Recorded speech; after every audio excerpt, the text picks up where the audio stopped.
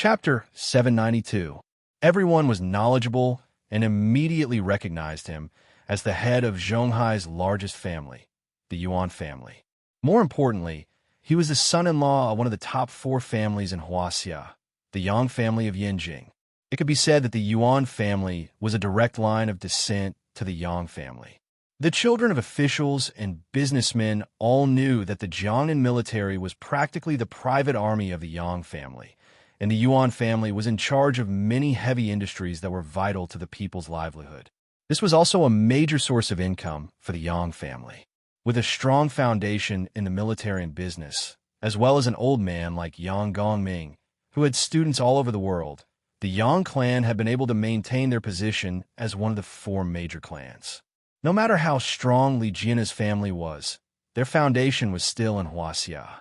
Without the protection of Huaxia's government, how could they be valued by Europe? Of the entire financial group, only his wife, Shen Yaxin's family, had a more stable network in the government.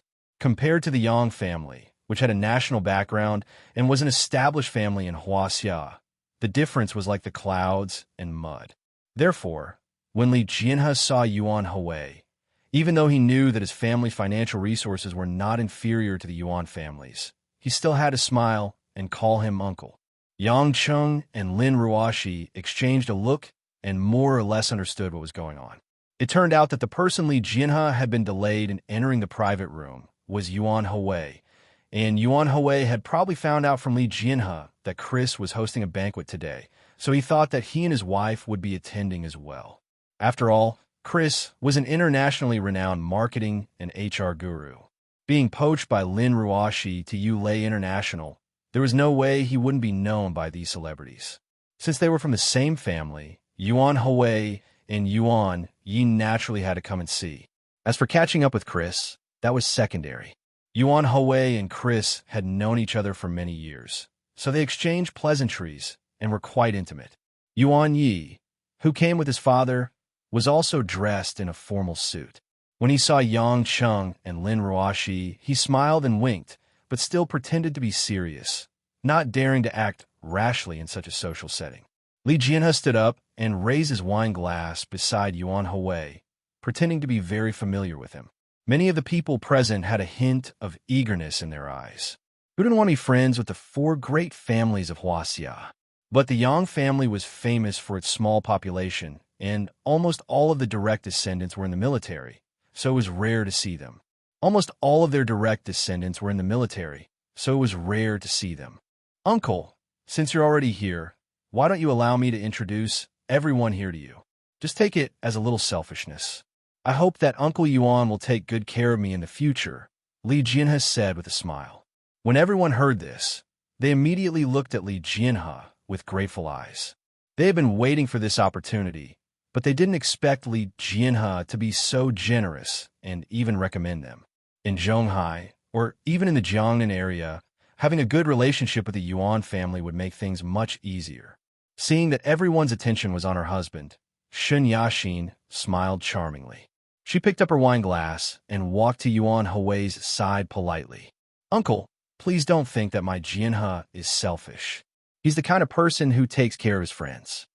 Yuan Hui smiled warmly. It's nothing. I've been friends with your father's generation for many years, and I've also done business with your father-in-law. We're all family. Today, I feel like I'm a few years younger. Yaxin, you're worrying too much. When everyone saw that Yuan Hui even knew Shen Yaxin's name, they couldn't help but sigh. After all, they were the husband and wife of a big family. Even the head of the Yuan family had to talk to them and give them enough face. Shen Yaxin was getting more and more proud of herself. She turned around and glanced at Lin Ruoxi, who was standing there quietly, as if her gaze was telling her, "Do you see, this is the difference in status." Unhurriedly, Li Jianhe made an inviting gesture and introduced the young couple closest to him. Uncle, these two are Xinyuo from the Chun family of the Industrial and Commercial Bureau, and Feng Zhin'er, the daughter of the Hua Mao group of Su province. They were my university classmates. Yuan Hui put on an expression as if he had heard of a famous person for a long time. He smiled and clinked glasses with the two of them. He even asked his son, Yuan Yi, that he had brought along, to do the same. They exchanged a few pleasantries, but the young couple was so happy that they blushed. Just like that, Li Jianhe introduced another 3 couples. The group of people tried their best to suppress their excitement so that they wouldn't lose their composure. When Yuan Hui introduced Yuan Yi as his only son, the young couple started to have ideas about Yuan Yi. After all, the Yuan family would belong to this young man in the future. It was easy to get close to someone of the same age. That was why Yuan Yi received more favors than his father. Yang Cheng saw this and couldn't help whispering to Lin Ruoxi, "Honey, it looks like Yuan Ye's dream of playing video games is over." His father brought him out to take over. Lin Ruoxi didn't care about Shun Yaxin's provocative gaze at all. She just ate some vegetables and listened to Yang Chen's words. Her lips curled into a smile. Men will mature when they have a strong background. Yuan Yi is preparing to marry Tang Tang in the future. Since Tang Tang is the daughter of the Tang clan, she can't marry a gamer. Do you think everyone is like you? Even if they're married, it's like they're not. Yang Cheng swallowed back his words. Shan Shan smiled. Aren't you talking about Yuan Yi? Why did you drag me into it? I'm just curious. You're related by blood, but why is Yuan Yi more mature than you? Lin Ruoxi said with a half-smile. Yang Cheng rubbed his neck and coughed a few times, pretending nothing had happened. Lin Ruoxi reprimanded him naturally. She was in a much better mood than before. She was relieved that Yang Cheng had given Mo Qianyi a diamond ring. She was pleased with herself for making Yang Cheng sound like a child. Li Jianhe brought the Yuan father and son to their side. Lin Ruoxi asked thoughtfully, "Isn't it a bad idea to expose our relationship here?" Yang Cheng was cutting the French-style goose feet with a knife. If it wasn't for the gravy on it, he wouldn't have bothered to use a knife. When he heard the woman's question, he asked, "Why not? Aren't you not willing to have anything to do with them?" Lin Ruoxi stammered. Yang Cheng smiled. "I've said that I'll bring you back to the Yang family. Of course, I don't mind. Besides, almost everyone in Beijing knows of my existence. Since it's the reality, just accept it. I'm not going there to suck up to you anyway. There's nothing to hide." Lin Ruoxi smiled. She hoped that Yang Cheng could get along well with his relatives from the Yang family and the Yuan family. Perhaps it was because they were in the same boat. Growing up in an environment devoid of family love, only she knew the pain and loneliness. To her, her relatives were no longer by her side. It would be a pity if she couldn't reunite with her in-laws. Moreover, no matter if it was Guo Xiuhua, Yang Gongming, or the Yuan couple, their attitude towards her was extremely good. It was also a genuine sense of intimacy. At the end of the day, Lin Ruoxi wanted to see a happy family instead of living apart. It was a pity that Yang Gongming's side was fine. Yang Pejuan and Yang Lai were also on good terms. The possibility of that happening was close to zero. Lin Ruoxi didn't dare to touch Yang Cheng's reverse scale. At that moment, Li Jianhe and Shun Yaxin accompanied Yuan Hui and his son to Yang Cheng and Lin Ruoxi's side. Shun Yaxin spoke first. "Ruoxi, aren't you going to get your husband to toast with us? This is a rare opportunity to build a good relationship with Uncle Yuan." Yang Cheng and Lin Ruoxi looked at each other and smiled. They didn't reply, but stood up quietly. Li Jianhe spoke with a hint of arrogance. "Uncle Yuan, these two are..." Before Li Jianhe could finish, Yuan Hui gestured for him to stop. Ignoring Li Jianhe's confusion, Yuan Hui pretended to be angry and said to Yang Cheng, "You little rascal, are you really going to ignore your uncle?" His tone was filled with dissatisfaction, but it was filled with affection and affection. At this moment, almost everyone present suspected that there was something wrong with their ears. Yuan Hui just said, "Uncle." The air in the room seemed to freeze. Everyone, including Chris and his wife, and even Li Jianhe and Shun Yaxin, who were still smiling gleefully, looked at Yang Cheng and Lin Ruoxi in a daze. It was as if they were waiting for an answer that made it hard for them to breathe. In just a few seconds, everyone experienced countless psychological shocks. Yang Cheng was still holding the goose web knife in his hand. He didn't think too much of it. He smiled and said, "Anyway, there are people who are so enthusiastic about introducing you two to each other. Ruoxi and I see that you two are busy, so we won't get involved." Yuan Hui laughed heartily and said, "Your aunt mentioned it a few days ago. She said that when Yulei was in crisis, you and your wife were busy. But now that you're free, why don't you give her a call or have a meal together? She's worried about you too. Didn't you say that you're going back to Beijing to visit your father-in-law? Why hasn't there been any news? Your aunt and I are looking forward to a family reunion." Aunt, Beijing to visit her father-in-law? A family reunion. Everyone's heart was once again stimulated to the point of numbness. Li Jianhe and Shen Yaxin's jaws dropped as they stared at the lazy Yang Cheng. There were still food stains on the corner of his mouth, and he didn't look like a proper person. If they still couldn't figure out who he was, they'd be stupid. Chapter 793. As if deliberately provoking this group of people who were in a fragile state, Yuanya also took the initiative to smile this time and said, "Brother, you really don't give us face. We are blood relatives after all, and you didn't even greet us." Yang Cheng pointed at the goose feet on his plate with a knife. "Didn't you see me eat? You didn't even pay for greeting me. You, on the other hand, aren't you going to accompany Tang Dang during her college entrance exams?" Yuan Yi smiled shyly. "I wanted to, but my mom said that I'll play with Tang Dang after she's done with her exams. Otherwise, she'll be distracted." "Oof, good for nothing. You're not even married yet, and you're already thinking about your wife." Yuan Hui laughed. Yuan Yi shrunk his head in embarrassment at his father's words in front of everyone. Lin Ruoshi couldn't help but smile sweetly at this heartwarming and funny scene. Her smile was like the blooming of spring flowers, causing those who were still in shock over Yang Cheng's true identity to stare in a daze. Yuan Hui then turned to Lin Ruoshi and said kindly, "Ruoshi, I know you're an introvert. You should contact your aunt when you're free. She liked you a lot. You're going to be the mistress of the Yang family in the future. It's better for you to learn the rules early so you don't get flustered when the time comes." The mistress of the Yang family. This identity was yet another bombshell. Everyone's hearts were boiling with excitement. Yuan Hui did it on purpose. He was a schemer and could tell that Li Jianhe and Shen Yaxin were intentionally looking down on Yang Cheng and his wife. So these few words not only revealed Yang Cheng's identity, but also flattered him. But in his heart, even though Yang Cheng wasn't going to be the mistress of the Yang family, he felt that it was a done deal. Because Yang Cheng's decision to return to the Yang family had already expressed his intentions. Lin Ruoshi was also a little surprised that Yuan Hui would say this, but she didn't want to say any polite words to decline. This wasn't something she could control, so she gently nodded and gently agreed. Yuan Hui didn't mind. He turned to the crowd and said apologetically, "I made a fool of myself. It's only because I'm usually busy with work that I don't have the chance to meet my juniors, so I said a few more words." Everyone hurriedly shook their heads. How would they dare to reprimand him? They were only worried that they had underestimated Yang Cheng just now and would suffer Yang Cheng's revenge afterwards. Chris was puzzled. "I've always felt that Mr. Yang was extraordinary.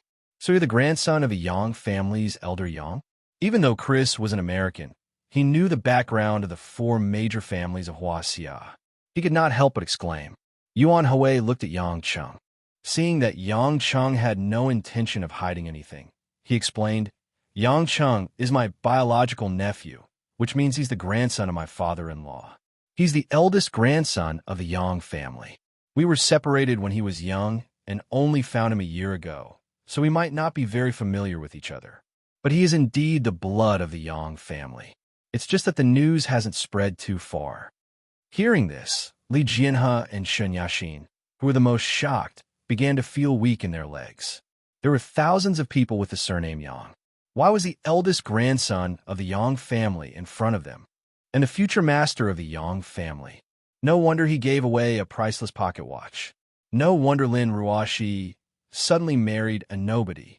When they finally understood everything, they felt as though they had been possessed. Li Jianhe's back was drenched in cold sweat. He was so stiff that he looked like he was about to cry.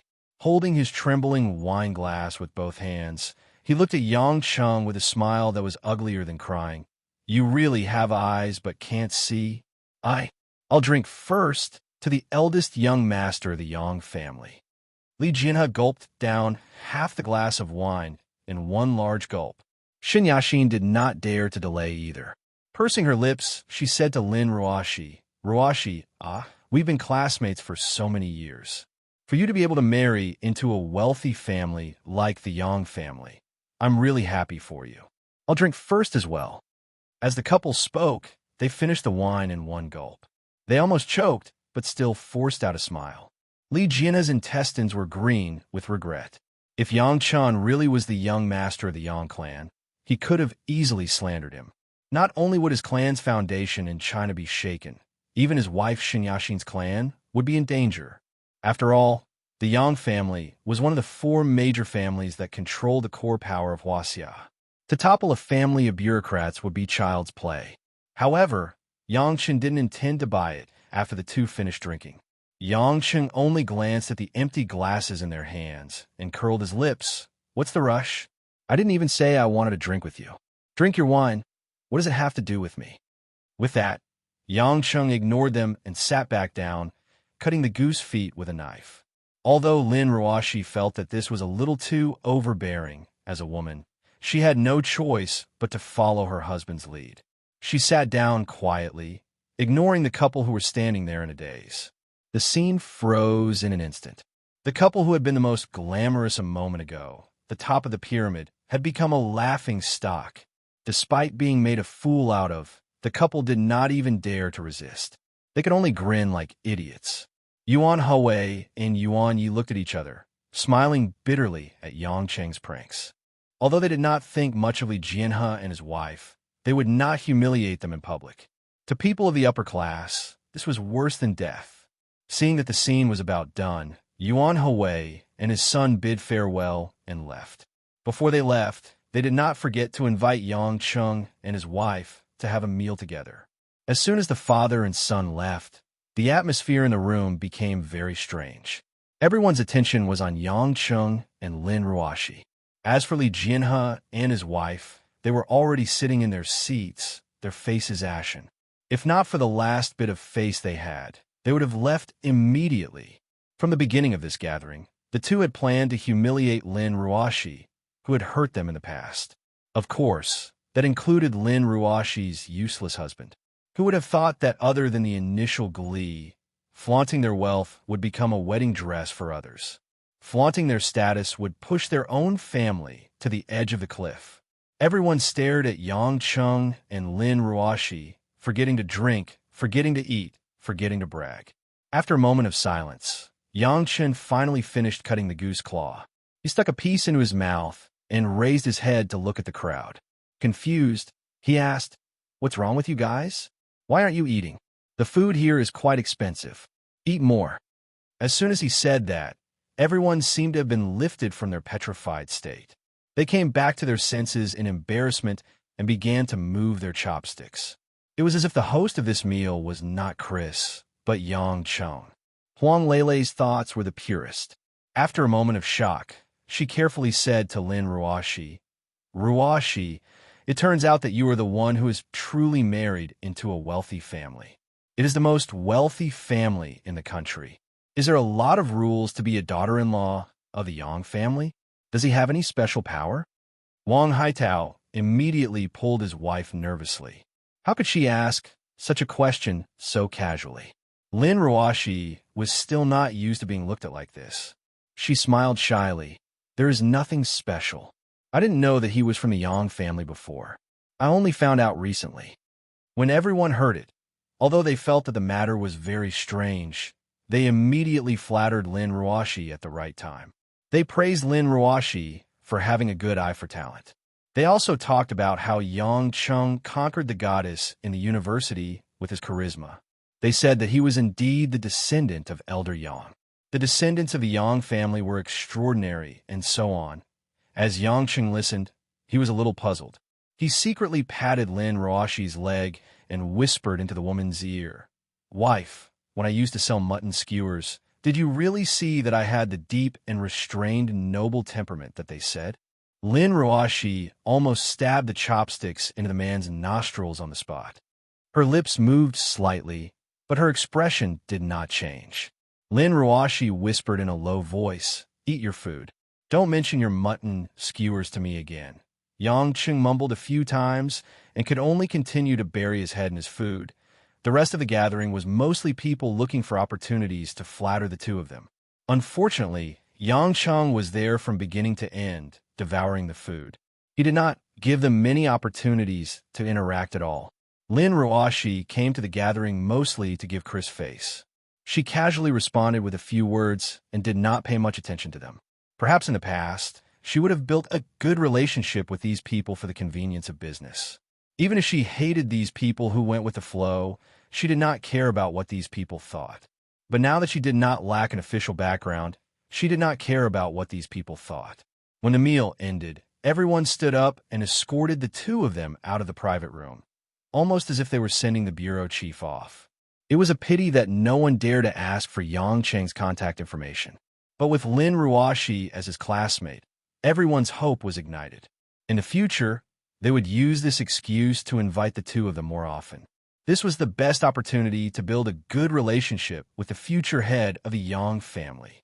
As for Li Jianhe and Shun Yaxin, they had long since been forgotten and had left the place with their tails between their legs. After the two of them got out of the car, they said a simple goodbye to everyone and quickly left the hotel. On the way home, the traffic had significantly lessened. The two of them sat in the car, Yang Cheng occasionally burping. The air was filled with the smell of alcohol, making them feel sleepy. No one spoke.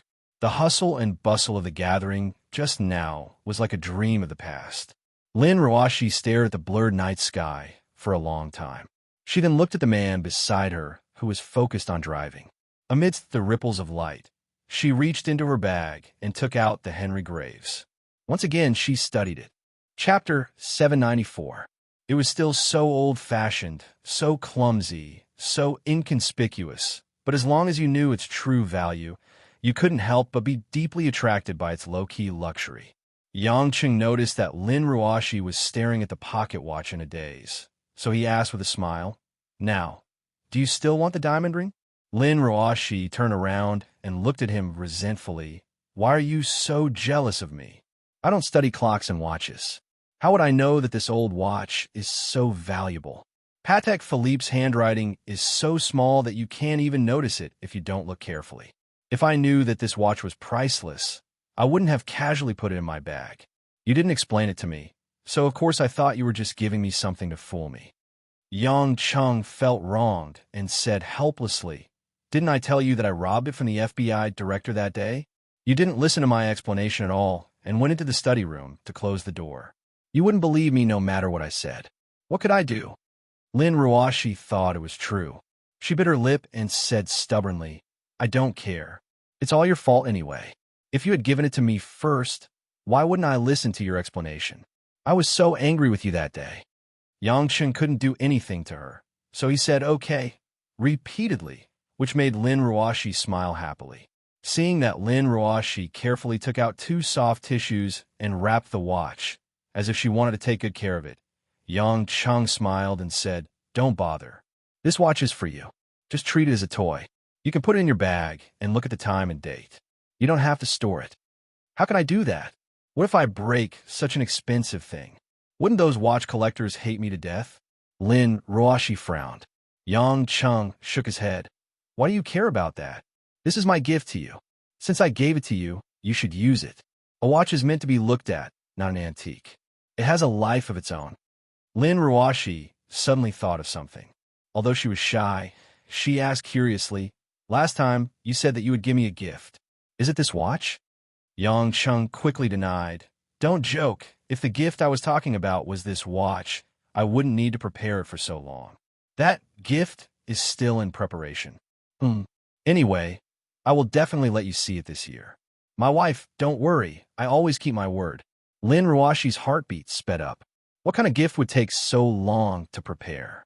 What she hated was that the man didn't reveal any information at all, which made her feel itchy. Suddenly, Yang Chen asked, "Aren't you curious why he gave you this watch?" Lin Ruoshi shook her head blankly. "Is it because it's expensive? There are many expensive things. It's not like you don't have money. Why would you choose the expensive ones?" Yang Chen smiled. "Then why? The corner of Yang Cheng's mouth raised slightly. He reached out his right hand and slowly placed it on Lin Ruoshi's left hand.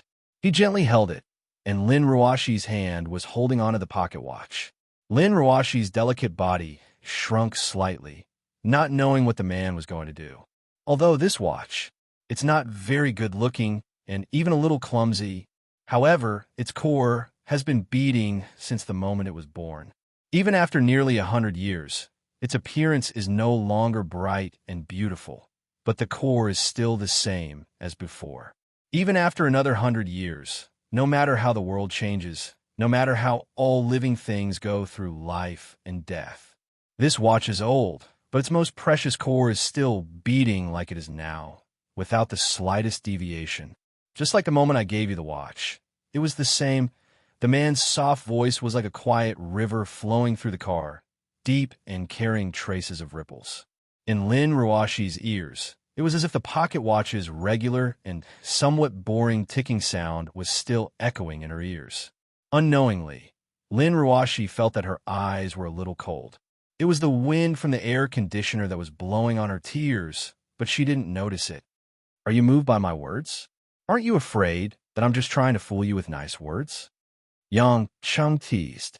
Lin Ruoshi pouted. You clearly know that I'm very simple about this kind of thing, so don't always say these things that make me cry. What if I can't sleep at night? As he spoke, he removed his ice-cold outer shell. He had the attitude of a little girl, just like that day when he was acting coquettishly.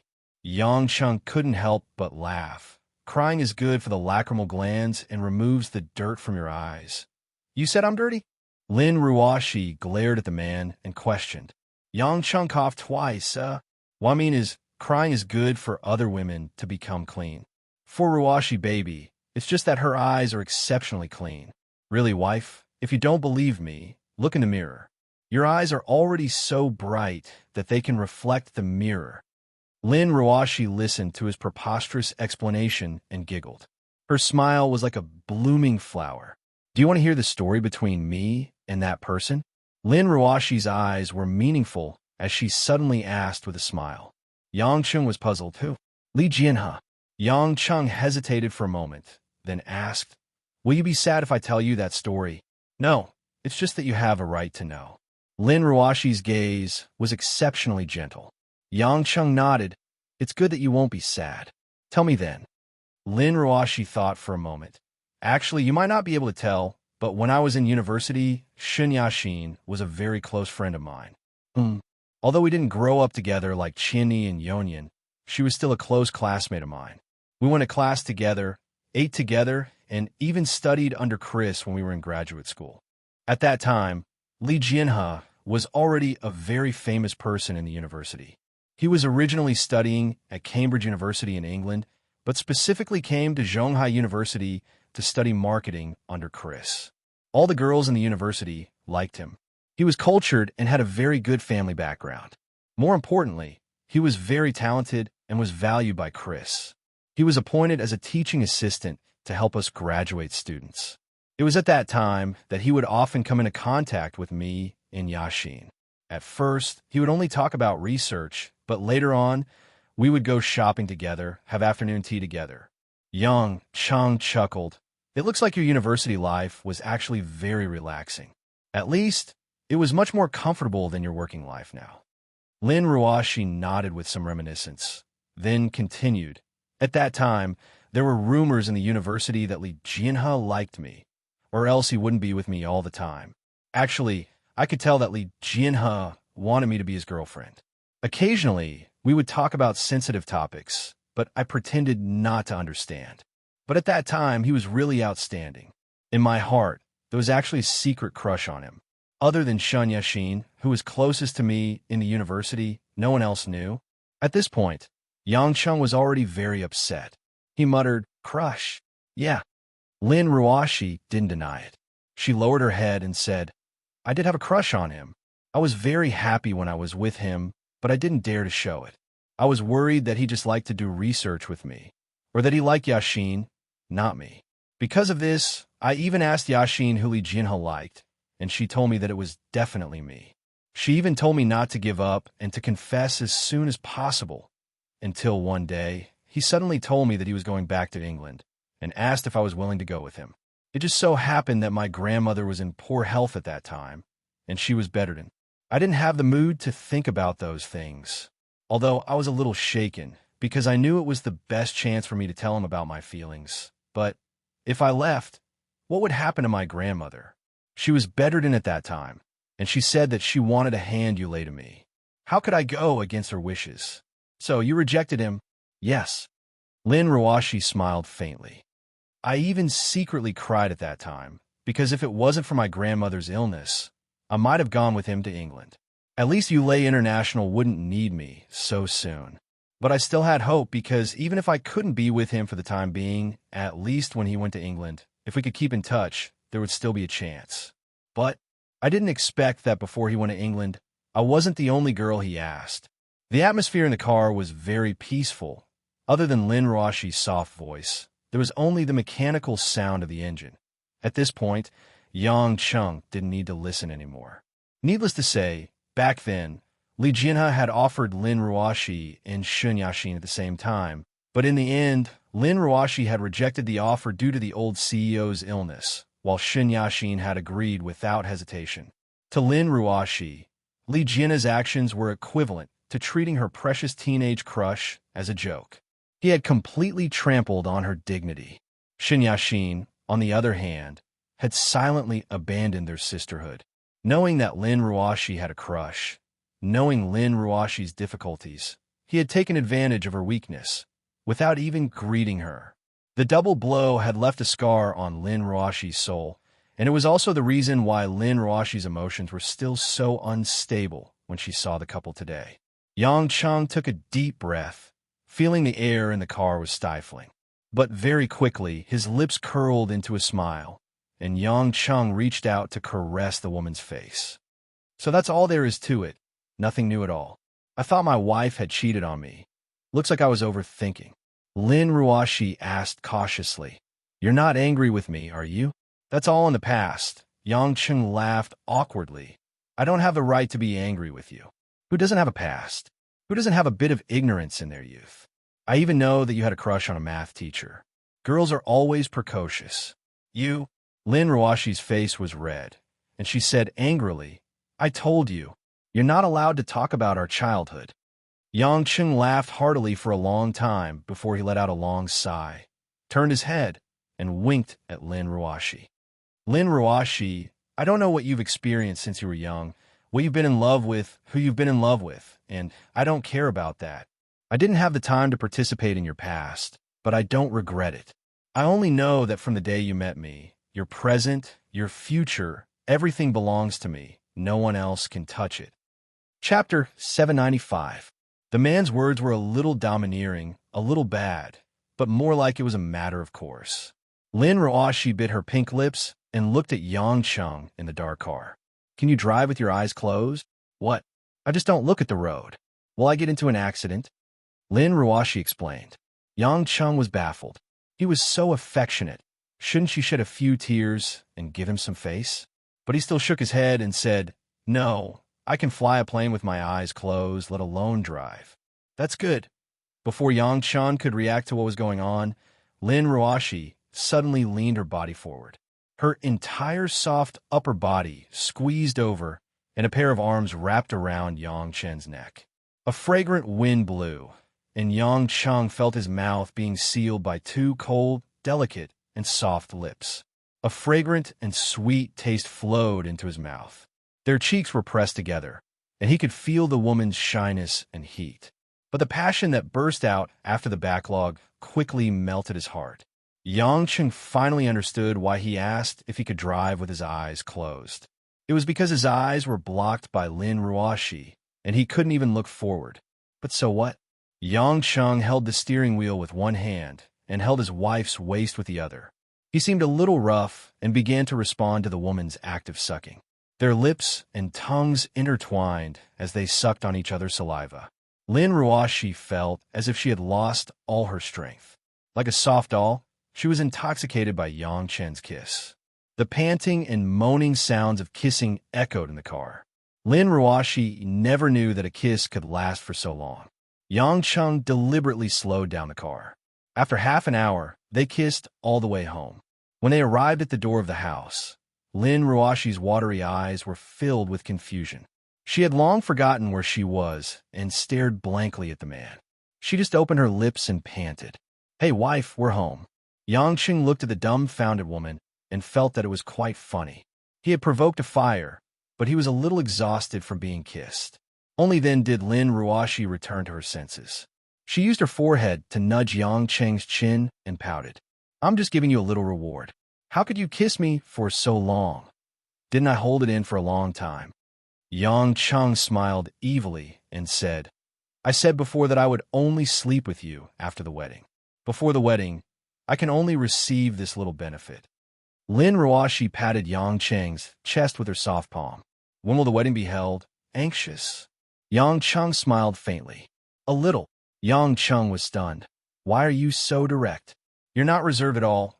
Unlike you," Lin Ruashi rolled her eyes at him. "We've already been married for more than a year, and our relationship has already been made public. It's not like I'm a virgin anymore. Do you think I like to be reserved? I'm just worried. If the wedding is slow, I'll have to start a cold war with you again. I wish I could eat you. So how could I even think about the wedding? God knows when you, a bad person, will cause me another pile of infuriating trouble." Yang Chung blushed with shame. "So be it. Isn't it just a fight between husband and wife? If it's stable, it might not be so boring. As for the wedding, I've been having people prepare for it.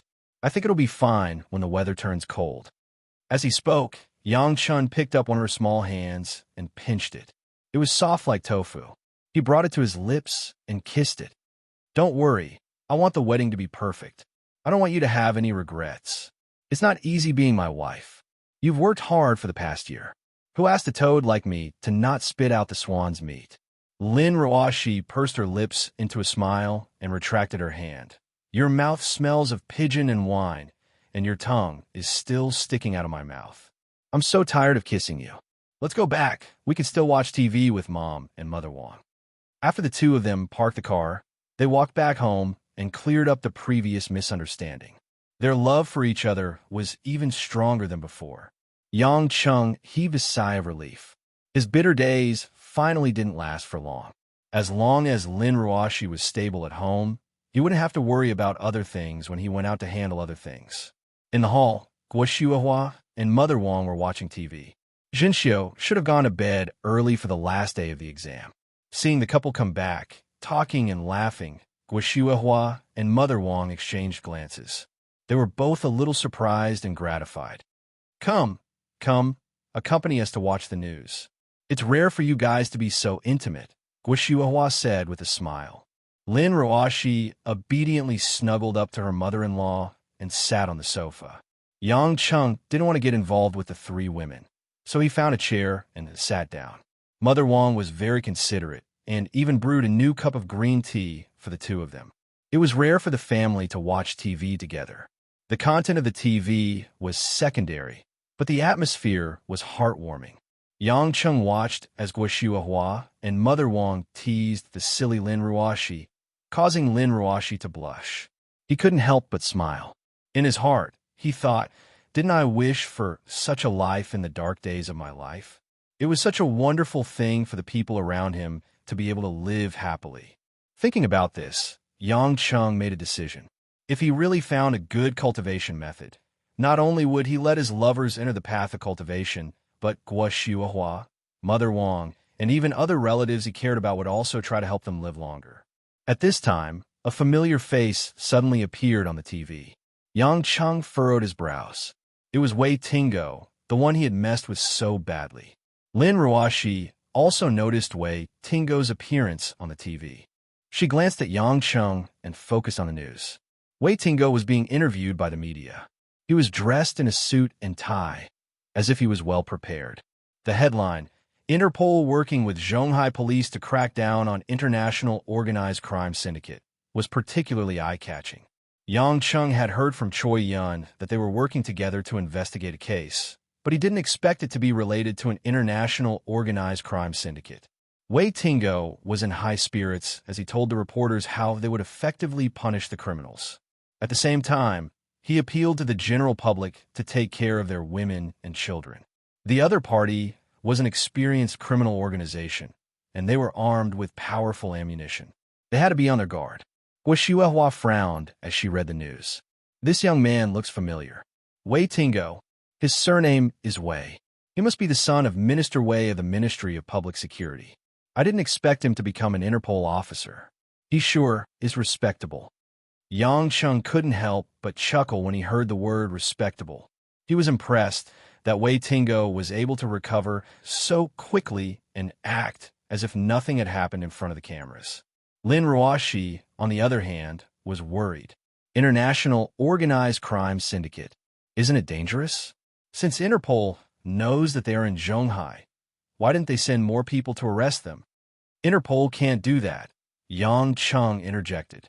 The three women didn't understand and looked at Yang Cheng in bewilderment. Yang Cheng calmly said, "Don't look at those TV dramas. In the movies, Interpol acts as if they're very powerful, catching criminals all over the world. In fact, Interpol had long been reorganized and established their headquarters in Lyon, France. They had become a neutral intelligence organization. Their mission was to coordinate with the international police to arrest and punish transnational criminals through the cooperation of the police of various countries. In other words, Interpol has to respect the sovereignty of each country. They can assist in investigations, but they have to go through the local police force. That's why Interpol only sent Wei Tingo to Zhonghai to assist. It's mainly Yonian and the other police officers who catch the criminals." Lin Ruoxi asked curiously, "How do you know so much?" Yang Cheng spread his hands. "If it wasn't for the fact that they can't do anything to me, I would be the first person they want to arrest. Of course I know their situation." This answer left Gua Xiuehua and Mother Wang confused, but Lin Ruoxi let out a sigh. She really didn't know much about her husband's world. But who cares? Even if he's a heinous criminal, he has to follow his wife. After watching TV for a while, Lin Ruoxi saw that it was getting late. She decided to head back upstairs to wash up and go to bed. After all, she still had work to do. Yang Cheng saw her going upstairs, and without another word, he pulled her along. "Come with me." Lin Ruoxi was stunned. She thought of something and blushed. Could it be that he wanted to do it tonight? But didn't he say that he wanted to wait until after the wedding? He couldn't have suddenly changed his mind, right? While thinking about this, Lin Ruoxi was dragged into a room by Yang Cheng. When she realized that Yang Cheng had asked her to come to the study room instead of the bedroom, Lin Ruoxi finally realized that she had misunderstood. She couldn't help but lower her head in embarrassment, afraid that she would be exposed. Yang Cheng, on the other hand, was preoccupied with something important and didn't pay much attention to her expression. After closing the door, he turned around and said, "Baby Ruoxi, from tomorrow onwards, you have to start training." "Huh?" Lin Ruoxi raised her head, her embarrassment gone. She looked at the man blankly. "I say, if you want to train, it's best to wake up earlier. Go to the river, the park, anywhere with good air, jog, stretch. I don't expect you to know Tai Chi anyway. As a fitness method, breathe more fresh air every day. Strive to increase your body's strength and energy in a short period of time," Yang Cheng said seriously. Chapter 796. Lin Ruoxi was in a daze for a while before she asked, Why did you suddenly say this?" Yang Cheng had expected this question, so he patiently repeated what he said to Chiang Wei, including that he was going to the Tang sect in Sichuan with Kai Ning, and that he was going to teach Chiang Wei cultivation when he came back. Because Lin Ruoxi had seen a portion of Yang Cheng's power in France before, she wasn't too shocked.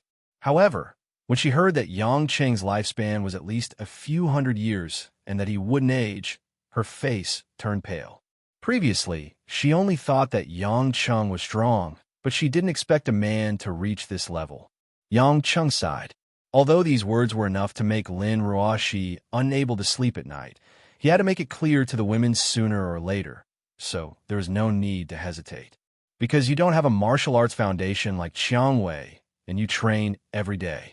You've never been good at sports since you were young, and now you only sit in the office. Your body is too weak, and your qi and blood aren't strong enough. Although I can help you adjust your qi and blood, The strength of your meridians and bones should be improved through your own training. Otherwise, it would be like pulling up seedlings to help them grow. In the end, your foundation won't be solid. For the sake of cultivation in the future, you must be prepared, Yang Chung explained patiently. Although Lin Ruoshi was confused, she knew that this wasn't a joke, so she kept it in mind. In the end, Lin Ruoshi asked sourly, "Are you going to Sichuan with Sister Kaining?" Yang Chung could hear the jealousy in her voice and smiled bitterly. "It won't be too long. I promise that 1 week will be enough. I don't want to waste any more time." Lin Ruoshi pondered for a while and sighed. "It's a pity that I have a lot of work recently. I have to buy a few amusement parks, and I also have to discuss a movie advertisement cooperation with Disney in America. Otherwise, I would like to go too." Yang Chung smiled. "If you really want to go, leave the work to Qianni and Mingyu. You don't care about them?" Lin Ruoshi glanced at him. "Because I know that even if I say so, you won't abandon Yulei."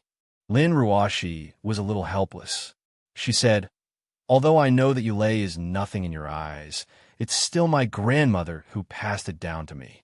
I've worked hard to build it to this scale, so it's hard for me to give up on it. It's not just my company, it's the blood, sweat, and tears of tens of thousands of people in Yulei." Yang Chun chuckled. "I understand. That's why I'm not in a hurry to ask all of you to abandon your jobs. Cultivation is cultivation, but life is still going on as usual. After all, spending more time every day doesn't mean you'll improve faster." Lin Ruoshi nodded after listening.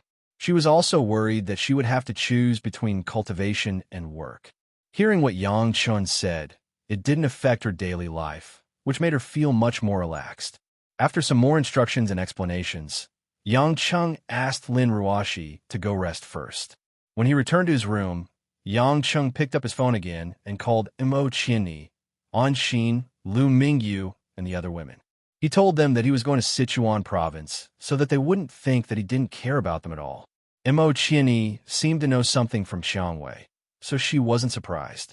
Recently, An Xin had been busy taking over the various businesses of the Yin family. He was so busy that he didn't have time to make a phone call. Lu Mingyu had fallen asleep early. After being woken up by Yang Chung, she just muttered angrily, then hung up and went back to sleep, which made Yang Chung feel disappointed. This woman had never had the habit of pleasing men. It was not that she didn't like him, but she was more independent than any other woman. After all, it was he who grabbed her at the beginning that made her agree to be his lover. The next day, Yang Chung sent Jinxiu to take the last exam again. This time, it only took half a day. Jinxiu's revision of his senior high school course for a long time was finally over, which made the little girl's face flushed and excited. This time, Yang Chung didn't wait for Jinxiu. Instead, he called Tang Wan and arranged to meet at the tea house. He would pick the two girls up after the exam. When Tang Wan appeared in the tea house wearing a light purple chiffon dress and a pair of big sunglasses, she exuded a mature and beautiful temperament, which made a group of men secretly drool. Yang Chung felt a little uncomfortable. This woman always dressed herself up to look imposing. She was beautiful, but it made others feel uncomfortable. "Can you wear more clothes in the future?" Yang Chung muttered as soon as Tang Wan sat down. Tang Wan took off her sunglasses, revealing her bright and beautiful oval face. "The weather's getting hot so fast, it's uncomfortable to wear too much." It was obvious that she was teasing him on purpose, so Yang Chung couldn't say anything. Tang Wan smiled faintly. "Why did you suddenly ask me to come to the tea house? I thought there would be a bed at the place you asked me to go." Yang Cheng's face was gloomy. "Can't I improve my virtue a little in your heart? Why should I change? I think it's good as it is," Tang Wan said naturally. "If you don't get close to women, as your mother, how can I keep you?" It was this kind of pitiful words again. Yang Chung couldn't do anything to this woman, so he said, "I have business today. Originally, I only told Ruoshi and Xiangwei, but you're a little special, so I wanted to tell you as soon as possible so that you can prepare." It was rare for Tang Wan to see Yang Chung so serious, so she stopped teasing and listened seriously. Yang Chung repeated the matter regarding cultivation and said, "Because you're older than them, you have to hurry up. The older you get, the faster your body's functions will age. I hope you can start basic training and prepare yourself. When Tang Wan heard the man say such a thing so casually, only she understood the earth-shattering changes in her heart. When she heard that there was a chance to extend her lifespan and prevent aging, it was too much of a shock to her. Then she thought of all the miraculous things Yang Chun had done in the past, especially when he cured her illness. That mysterious cultivation method and the effect of his own blood allowed her to slowly digest the information. After a full 10 minutes of silence, Tang Wan finally made up her mind and said seriously, I understand. I will take enough time to exercise every day, but I have a request. Can you promise me? If you're so polite to me, I won't be happy. Yang Chung frowned. Tang Wan said sweetly, Actually, it's nothing much. I don't want to wait for Miss Chiang Wei to learn before I practice. I want to do it with her. Yang Chung looked at the woman in surprise. He didn't expect Tang Wan to be even more anxious than he had thought. Don't look at me like that, Tang Wan said with a bit of grievance. I'm not young anymore. I'm almost 40. Although I really don't want to say it, when faced with many things, I really can't raise my heart. The me yesterday was younger than the me today. The me the day before yesterday was more hopeful than the me the day before yesterday. So, I tried my best to live with sincerity every day to my daughter, to you, to my family, to everyone around me. Although I also know that I've taken good care of myself, I can't use my appearance to hide my age. I just want to cherish the opportunity to grasp more of my life. I can't bear to part with you guys. It's just that simple. That'll be very hard, Yang Chung said. Is it worth it? Tang Wan asked in return. Worth it? Then that's enough. Tang Wan gave a relaxed smile. Go early and come back early. If I get old, none of your women can compare to Lin Ruoshi. You will suffer in the future. Yang Chung smiled. I never thought that I could compare you to Ruoshi. Tang Wan pouted and snorted. What? Am I worse than her? Let me tell you, when I was her age, I was much more attractive than she was. All day long, you're so cold and unfeminine. You really think you're a treasure. Yang Chung couldn't help but laugh a few times. He stretched out his hand and pinched the coquettishly beautiful woman's face, causing Tang Wan to dodge again. What I mean is, Tang Wan is Tang Wan. Lin Ruoshi is Lin Ruoshi in my heart. There's only one Lin Ruoshi, and of course there's only one Tang Wan. That's more like it. Tang Wan smiled happily, her eyebrows rippling with tenderness. Although the two of them were in love, it wasn't the time to be sentimental. As soon as the college entrance examination ended, Yang Chung and Tang Wan took Tang Dang and Jinxiu back home. At dinner, the family gave Jinxiu another round of nourishment. Guo Shuahua, on the other hand, constantly asked how she had done and what university she could enter. Because the results would only be available at the beginning of July, Jinxiu wanted to say it, but she was afraid that she would say it out loud. The happy few days passed by quickly. Other than the occasional trip to the office to deal with some matters that required his attention, Yang Chung spent most of his time accompanying Guo Shuahua and Mother Wang on chores, such as gardener, errand boy, or teaching Lin Ruoshi, Chiang Wei, Tang Wan, and the other girls to exercise. Seeing that there was ample time, even Imo, Qinyi, Lu Mingyu, and Anshin were dragged into the exercise program. As for the purpose, Yang Chung, of course, repeated it over and over again. But as soon as they heard the words will not age, the enthusiasm of the women was completely aroused. As for Choi Yun, who was a busy police chief, she did not need to exercise at all. Moreover, she was busy arresting the human traffickers scattered across Zhonghai and had no time to spare for others. Soon after, Kai Ning from Yin Jin finally called to confirm that they could go to the Tang fortress together. She had already contacted her master, Tang Lui. Yang Chung did not want to delay any longer. Before he left, he informed his family and secretly asked the Sea Eagles to keep an eye on his women and family, and to contact him if there was anything that they could not handle. After that, he and Kai Ning agreed to fly to the Kingdom of Heavenly Province in Sichuan Province. Chapter 797. It only took them half a day to reach Chuan Province. Yang Chung got off the plane and arrived at the exit area of the country. He didn't need to use his eyes to clearly sense Kai Ning's location from the crowd. Kai Ning, who had arrived a long time ago, was wearing a clean white lady's shirt with her black hair draped over her shoulders. She was wearing a pair of casual, light-colored jeans, outlining her two slender legs. Kai Ning, who was dressed simply, didn't have the habit of putting on makeup, but her outstanding temperament still attracted the gazes of a large number of men. However, no one would have thought that such a beautiful woman who looked like an ordinary white-collar worker would actually be a martial arts expert and a special member of the country. "Have you waited long?" Yang Chung walked forward and held the woman's hand as he asked with a smile. Kai Ning shook her head and smiled. "It's fine." She didn't say long or not. She just said that it was fine to wait. This woman always made people feel pity for her. "How do we get to the Tang sect?"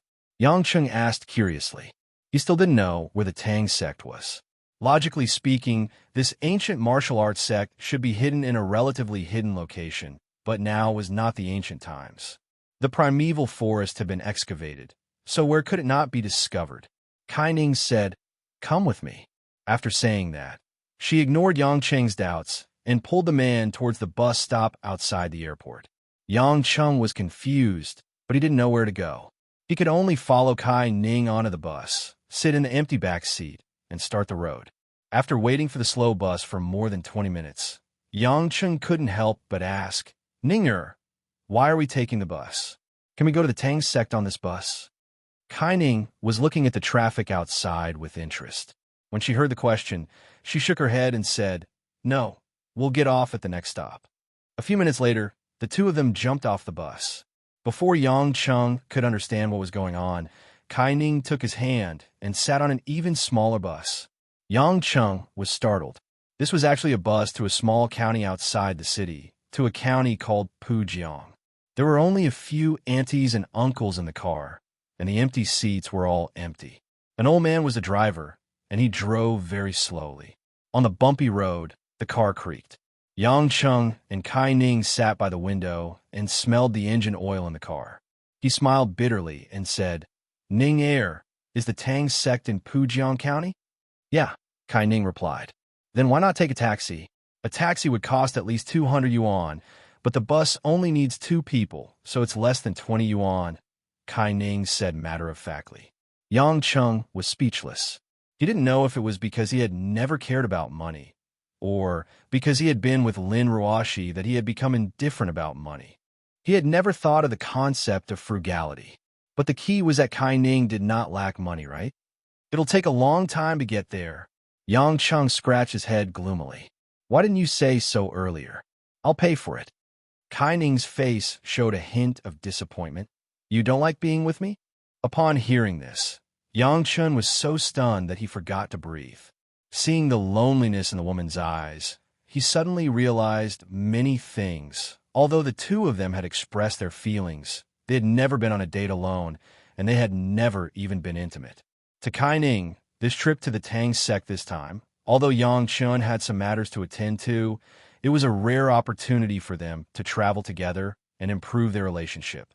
Therefore, the woman's heart was extremely eager to start this journey. Even if it was only for a few days, it was worth cherishing. But Kai Ning was Kai Ning. Even if they wanted to spend more time together to improve their relationship and understand each other better, she couldn't bring herself to say it. In the end, she could only awkwardly choose to take the bus to drag out their time. Thinking of this, Yang Chung wanted to laugh, but he couldn't. He sighed softly and reached out to caress Kai Ning's hair. "Don't misunderstand, I didn't think that much. It's my fault. Just treat me as stupid." Kai Ning blushed. "Do you think I'm stupid to think of such a stupid idea?" Yang Chung scratched his face. "Can I tell you the truth? You're really quite stupid," Yang Chung said. Kai Ning became more and more embarrassed, her chin almost touching her chest. Yang Chung laughed out loud, ignoring the surprised gazes of the other people in the bus, and whispered into Kai Ning's ear, "Darling Ning Air, why don't we get off at the next stop?" Kai Ning was stunned. "Why? We're not there yet. We have to sit for 2 hours." Yang Chung winked. "In order to cooperate with you, I plan to get off the bus, sit back down, and then take another bus to Pujiang. This way, the two of us can spend more time together." Only then did Kai Ning realize that she had been made fun of by Yang Chung. She gritted her teeth, but the shyness in her eyes could overflow. In the end, she didn't know how to express her little dissatisfaction, so she simply turned around and looked out of the window, ignoring the man. But before the blush on her face faded, Yang Cheng's arms slowly wrapped around Kai Ning's lower abdomen and waist. Kai Ning was wearing thin clothes, and her skin could feel the hot temperature of Yang Cheng's hands through her shirt. The numb feeling, mixed with the smell of a man pressing against her, made her heart beat wildly. Yang Cheng even leaned his head against the woman's shoulder, his breath hot. "Don't move. Just let me hug you like this. Let's be in a daze together." Daze? And don't think about anything. Just feel it with your body. "Here, there's only me and you. There's nothing else." She had been cultivating hard in the Tang sect since she was young, and when she returned to the city, she constantly went on diplomatic missions. How could Kai Ning, who had never been in a relationship with a man and a woman, endure such intimate contact? For a moment, her whole body was as soft as a pool of spring water, unable to resist at all. Yang Cheng didn't touch the woman's soft and private parts too aggressively, afraid that Kai Ning wouldn't be able to accept it, so he just hugged her obediently. Although his heart was itching as time passed, it really became as he said, and he would be in a daze from time to time. Perhaps, with different women, there would be different changes in his way of getting along. If he was with that vixen, Anshin, and just hug her like this without doing anything, Anshin might think that he had suffered some stimulation or that some aspect of his function had failed, but Kai Ning was different. For a quiet woman like her, even the slightest stimulation was extremely sensitive, and this kind of peaceful way of getting along with each other was closer to each other. More than 2 hours was not long, but it was not short either. When the two of them alighted, it was already afternoon. Although they hadn't eaten lunch, not to mention Yang Cheng, Kai Ning was also people who didn't eat or drink for a few days and nights without any effects, so they didn't care about this trivial life. Pujian County was located in the south of Chuan Province, with abundant rain all year round and a mild climate. Standing on a slope near the station, the terrain here was relatively high, and they could see a large part of the county's landscape. Yang Cheng roughly looked around. The entire county's surrounding terrain was relatively flat, without the mountains and clouds that he had imagined, and it didn't seem like a place where a hidden sect would have. If there was anything special, it would be the dense vegetation, with large patches of Masan pine, evergreen camphor, and oak trees everywhere. Most of them had lush branches and were tall and straight, and many old trees had intertwined roots and had tall and broad treetops. "This is where I grew up."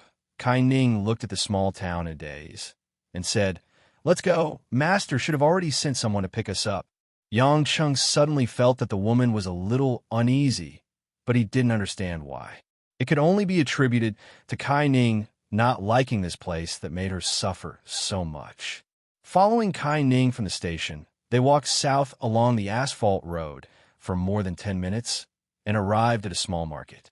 Because it was afternoon, most of the stalls in the market were empty, and the owners of restaurants, shops, auto repair shops, and even fridge shops were playing cards and mahjong. Yang Cheng was a little surprised. This place looked like an ordinary residential area. Where did the Tang clan fortress come from? Before Yang Cheng could ask in detail, a man wearing a blue short-sleeved shirt and gray shorts suddenly ran out of a braised meat shop. He had a lean body, short hair, and a delicate appearance. The man's footsteps were like a swallow, and although it looked like an ordinary run, there was a nimble rhythm to it, indicating that he was an expert in Qigong. "Senior sister, you're here." The man called out to Kai Ning happily, his voice clear. Kai Ning revealed a faint smile and explained to Yang Cheng, "This is my junior, Tang Liz Hong, the youngest son of the Tang clan fortress current leader, Tang Dianshan. He's a year younger than me, and we grew up together." "Nice to meet you." Yang Cheng saw that this young man wasn't bad-looking, and he wasn't as handsome as himself, so he immediately extended his hand to shake Tang Lijong's. "Liz Hong, let me introduce you. This is Yang Cheng, my friend," Kai Ning said. "What friend?" Yang Cheng said unhappily. "Can't you just say that I'm your man? Are you trying to run away?" Kai Ning blushed. She was too embarrassed to say such a thing. Tang Lizong was also a straightforward person, and after listening to her words, he laughed. "Senior sister, don't pretend. We all know. You told Annie that you were going to bring someone to the Tang clan fortress. How could we not investigate who this person is? Big brother Yang Cheng is really amazing. I've only heard of other gods besides Huaxia, but this is the first time I've seen one, so I don't think there's anything special about him. But I heard that Big Brother Yang is a Xiantian full cycle expert. If there's a chance, please give me some pointers." Because Yang Cheng had entered the demigod stage and passed the Tai Ching heavenly lightning tribulation, even Kai Yunqing in the Yellow Flame Iron Brigade did not know much about it. Other than the women around him, only Yang Gongming and Yin Sanyang knew about it, so the Tang clan only knew that Yang Cheng was a Xiantian full cycle expert. Regarding this, Yang Cheng casually said, "I don't know how to use concealed weapons, nor do I know Qigong. I only know how to jump. I won't give you pointers, but are you married? I could teach you how to get your senior sister." When Kai Ning heard this, she directly elbowed the man in the waist and glared at Yang Cheng. "You're still talking nonsense." Yang Cheng laughed dryly a few times. He just wanted to get closer to her.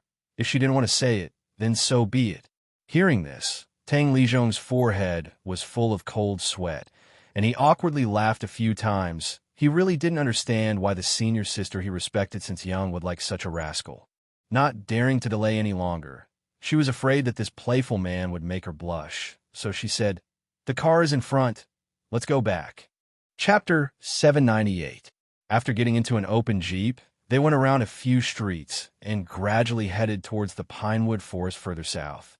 Only then did Yang Cheng realize that there was a seemingly inconspicuous path that led directly into the depths of the forest in the south. There were a few hidden sentries guarding the perimeter of this path. If an ordinary person wanted to enter this forest, they would probably be stopped. Therefore, the markets in the periphery were just a pretense. In other words, those people were most likely low-level servants of the Tang family fort.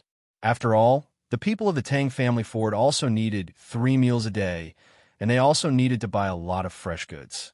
In the end, they could not be separated from this world. After driving for a full 20 minutes and making 18 left and right turns, they finally entered the Tang family fort's territory. A large area of antique houses with black-tiled eaves and a few conspicuous pavilions were scattered in the middle of the pine forest. Tall white marble pillars stood on both sides of the lintel. In the middle of the gate was a piece of jade carved with the words Tang Family Fort in large golden characters. Outside of this ancient building, there were all kinds of modern cars and even a few luxurious Harley-Davidson motorcycles. The strong impact of ancient and modern times made Yang Cheng feel a little refreshed. Kai Ning looked at the magnificent building complex with a slightly emotional expression and said, "There's a very large area inside, all of which is the Tang family fort's territory. There are also many small houses in the periphery, which is quite a distance from here." Yang Cheng asked, "Then Ningya, where did you live when you were young? Do you want to take me around?" Kai Ning smiled and said, "Let's talk about other things after we meet the sect leader." Tang Lizhong did not delay and called the two of them over and led them inside. After walking past dozens of houses and along the white stone road, there were many people from the Tang family fort, old and young. When these people saw Kai Ning, they were a little surprised, but not many of them actually went up to greet her. Instead, they were quite familiar with Tang Lizhong, and most of them greeted him a few times. As for Yang Cheng, a stranger, no one came up to ask. Obviously, seeing that he was brought along by Tang Lizhong, they were all relieved. Kai Ning had no intention of conversing with these people. She only explained the functions of the different halls to Yang Cheng from time to time. At the same time, she told him about the rules of the Tang sect. Yang Cheng, on the other hand, sighed inwardly. Looking at Kai Ning's lack of social connections, he could tell that she had grown up alone in this place. Perhaps only Tang Lizhong and a few other disciples who were close to the sovereign's family would be able to befriend Kai Ning. After all, Kai Ning's master, Tang Lui, was the sovereign's biological sister. No wonder Kai Ning had become so taciturn and unsociable. They arrived at a relatively grand main hall. The furnishings inside were elegant and grand. A cauldron with smoke curling up from it was placed in the center, and a scroll of 100 birds looking up to a phoenix was hung on the opposite wall. Tang Lizhong made an inviting gesture. Senior apprentice sister, child Yang, please wait a moment. My father, aunt, and the elders will arrive shortly. Yang Cheng sat down with Kai Ning and asked in bewilderment, There's an elder? Is there going to be a meeting? Kai Ning explained, The Tang sect rarely entertains guests because there are many important treasures here. Furthermore, many of the Tang sect's secret arts and recipes must be kept a secret. If it weren't for the fact that you're an over-god and the fact that you're the eldest grandson of the Yang family, the Tang sect wouldn't have even considered your request to enter the Tower of Scrolls. Therefore, the sovereign and the others must want to make a decision as soon as possible so that you can leave. Yang Cheng was taken aback. He had thought that he would have to stay for a few days, but he did not expect the Tang sect to be so impatient. Not long after the two maids served tea and pastries, a series of footsteps could be heard coming from the back of the hall. A middle-aged man with a mustache and dressed in a green robe walked out.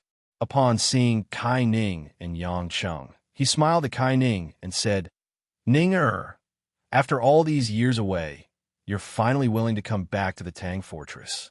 I miss you so much. Thank you for your concern, uncle. Kai Ning stood up and nodded. A cold snort could be heard from behind. What an unfilial girl. If not for that stinky man, I'm afraid I would never return to the Tang fortress. As she spoke, a woman dressed in a pink chiffon dress walked out from behind. The woman's brows were as beautiful as a peach. She did not wear any makeup, but her skin was as smooth as a 16-year-old's. Her features were exquisite, and her eyes were like the ripples of autumn water. She exuded the charm of a mature woman. Master, Kai Ning's body trembled at the sight of this woman. She bowed respectfully and called out weakly. Yang Cheng had long known that Tang Lui was a Xiantian master, and it was only natural for her to be young. However, he did not expect her to dress up in such a glamorous manner. If not for the fact that she had called him a stinky man, he would have taken a few more glances at her. Tang Lui scrutinized Kai Ning's figure for a while, and when she sensed something, her eyes were filled with relief. But when she turned to look at Yang Cheng, her eyes were filled with disgust. She sneered and sat down. Soon after, a group of 7 elders, ranging from 50 to 90 years old, walked out and sat on the mahogany armchairs in the hall. Their eyes were fixed on Yang Cheng. The green-robed man did not pay much attention to Yang Cheng from the very beginning. Only when the elders were seated did he formally greet Yang Cheng. You are Yang Cheng, the eldest grandson of the Yang family? From his tone, it seemed like the Yang family was nothing special. Yang Cheng did not intend to stir up too much trouble this time, so he did not pay much attention to him. He nodded and said, You must be the leader of Tang Dinshan. Thank you for your hospitality. I've heard that you've already reached the Xiantian full cycle. Even though you made a name for yourself, it won't be easy for you to enter the Tower of Scrolls, which is guarded by the Tang sect, Tang Dinshan said arrogantly. Yang Cheng laughed coldly in his heart. These guys sure are good at hiding their strength. As far as Yang Cheng could see, the elders of Tang sect, including Tang Dinshan and Tang Lui, were all Xiantian masters. Tang Dinshan and Tang Lui were Xiantian full cycle. Since they could not see through his cultivation, nor would they believe that he had reached the Xiantian full cycle, they assumed that he was still in the Xiantian full cycle. After all, they were all in the Xiantian full cycle, so it was normal that they could not see through his cultivation. It was no wonder that the Tang sect was still as strong as ever. Abbess Yun Miao and the rest had underestimated the Tang sect. If they could train the young Kai Ning to have half a foot into the Xiantian full cycle, it was no surprise that they had a bunch of Xiantian masters in hiding. It seemed like the Tang sect had left all the hard work to the Yellow Flame Iron Brigade in order to preserve their strength. While they fought to the death on the outside, the Tang sect had been accumulating their strength behind the scenes, not showing themselves until the very last moment. He did not know if the Kunlun and Shaolin sects were the same, but Yang Cheng was not here to unmask them. He was only interested in the Tower of Scrolls. He asked. Then what do I have to do to enter and read those manuals? Tang Dianshan sat there with an elegant smile on his face. He picked up the cup of flower tea and took a sip. According to the rules, the sects of the Sichuan region must pass a test before they can impart their skills to their new disciples. Only those who are of good character will have the opportunity to obtain the skills they wish to learn from the Tower of Scrolls. The disciples are not allowed to freely enter and read. Firstly, it is to prevent the disciples from going astray. Secondly, it is to prevent the disciples from learning too much and not being able to understand the intricacies of the sect. Therefore, if you wish to borrow one or two of the manuals, that would be easy. But if you wish to enter the Tower of Scrolls, you do not have the right to do so. Yang Cheng was a little annoyed. Didn't that mean he did not say anything? He did not even know which manuals were suitable for him. What was the point of not reading them all? Then how do I qualify? Yang Cheng asked, trying his best to smile. Tang Lui interrupted. Brat, don't you understand what my brother is saying? What he means is that you have no chance of entering the Tower of Scrolls. You better give up now. Yang Cheng frowned, his smile fading. I paid for a plane ticket. It's not appropriate for me to go back empty-handed. As soon as he said this, the elder's eyes turned cold. A wave of Xiantian stage aura surged towards Tang Dianshan. Tang Dianshan smirked. Yang Cheng sat there calmly. To him, this level of pressure was like a drop in the ocean. On the other hand, Kai Ning could feel the pressure in the air, and her face paled. Tang Lui laughed. Why? You don't look happy? Do you really think that just because you're the eldest grandson of one of the 4 great clans, you can do whatever you want? You're just a mundane family. The Tang sect has thousands of years of history. Even the head of the Ning family has to bow and pay his respects to my brother. You, on the other hand, look at yourself. Let me tell you, even the elders of the Tang sect are not allowed to enter the Tower of Scrolls. You've been overseas since you were young, and your background isn't clean at all. How dare you call yourself a god? Humph, it's fine if you lie to that damn girl Kai Ning, but no matter how big the commotion is, you're still no match for our innate chi of Huaxia. How dare you call yourself a god? Who are you trying to fool? This. Yang Cheng sucked in a breath of cold air. He turned to the nervous Kai Ning and asked, Ninger, has your teacher always had such a foul mouth? Is it because she's been saying such things to you since you were a child, and that's why you don't want to come back to this place? What did you say? Tang Lui's anger flared up. Her almond-shaped eyes were wide open, and her Xiantian full cycle aura enveloped the room. Chapter 799. Yang Cheng let out a cold snort. In the past, he might have been a little fearful of this innate chi pressure of a cultivator at the peak of the innate realm, but ever since he had reached the deity transformation stage and survived a thunder tribulation, he had entered this mysterious realm that even he himself was not very clear about. With a wave of his hand, the Jinchi pressure that filled the entire hall dissipated into thin air, as if nothing had happened. I'm not here to quarrel with you, and I'm not interested in your rules. I only know that I'm here to talk to you nicely, but you're making things up out of nothing. Do you really think I'm easy to bully?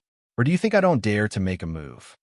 Although Yang Cheng did not reveal his true level of cultivation, Tang Dianshan and the other elders' faces turned ugly.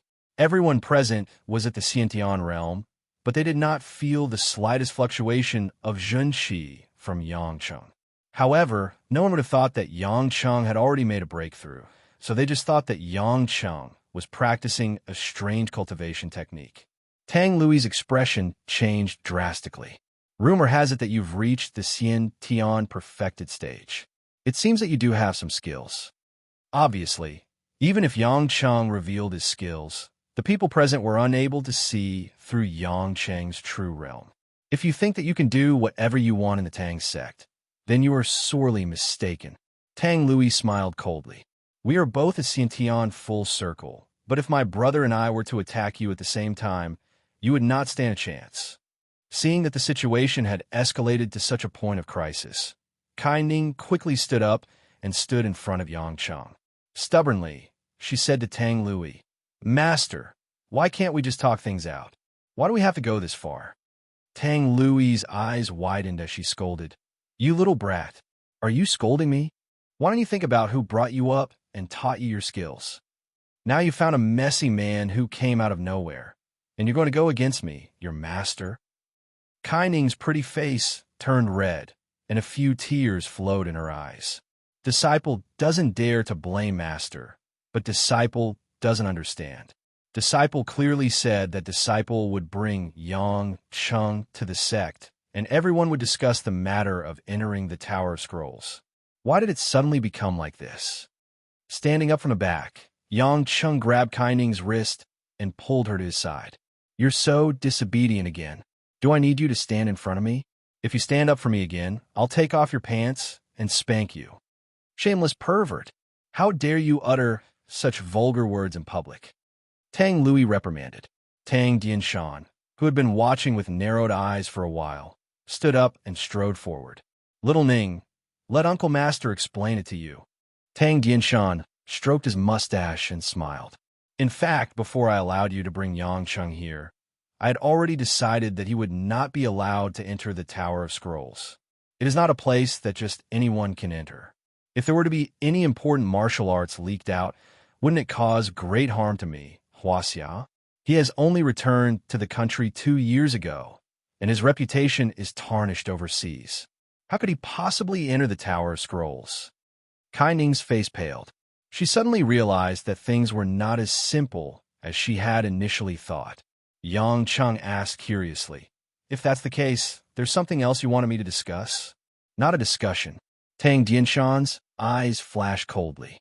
"I want you to hand over a treasure that belongs to me, Huaxia." "Me? What treasure could I possibly have?" Yang Cheng was confused. Still playing dumb?" Tang Lui's eyes were as sharp as a hawk's as she laughed sinisterly. "Yin Miao has already informed me that what you are practicing is the endless resolve restoration scripture that was lost after Song Tianqing's disappearance. All of Shu Mountain's martial arts have been collected by the Tower of Scrolls. Only your endless resolve restoration scripture, the strongest martial art of Shu Mountain. Now that it has appeared, it should naturally be returned to Shu Mountain. In other words, it is appropriate for the Tang sect to safeguard it as well." Yang Cheng was taken aback at first, but then he laughed heartily. "I was wondering what it was. It's actually my martial arts." Good. With 3 goods, Yang Cheng finally understood the situation. "You guys are really calculating. Not only did you not give me any martial arts, you even want to take away my only martial arts. What? You guys didn't even ask me for Abbess Yin Miao, a Shu Mountain disciple, and now you guys want to enforce justice? That Taoist priestess Yin Miao is now burdened with worldly affairs, and has long stopped contributing to the Shu Mountain lineage.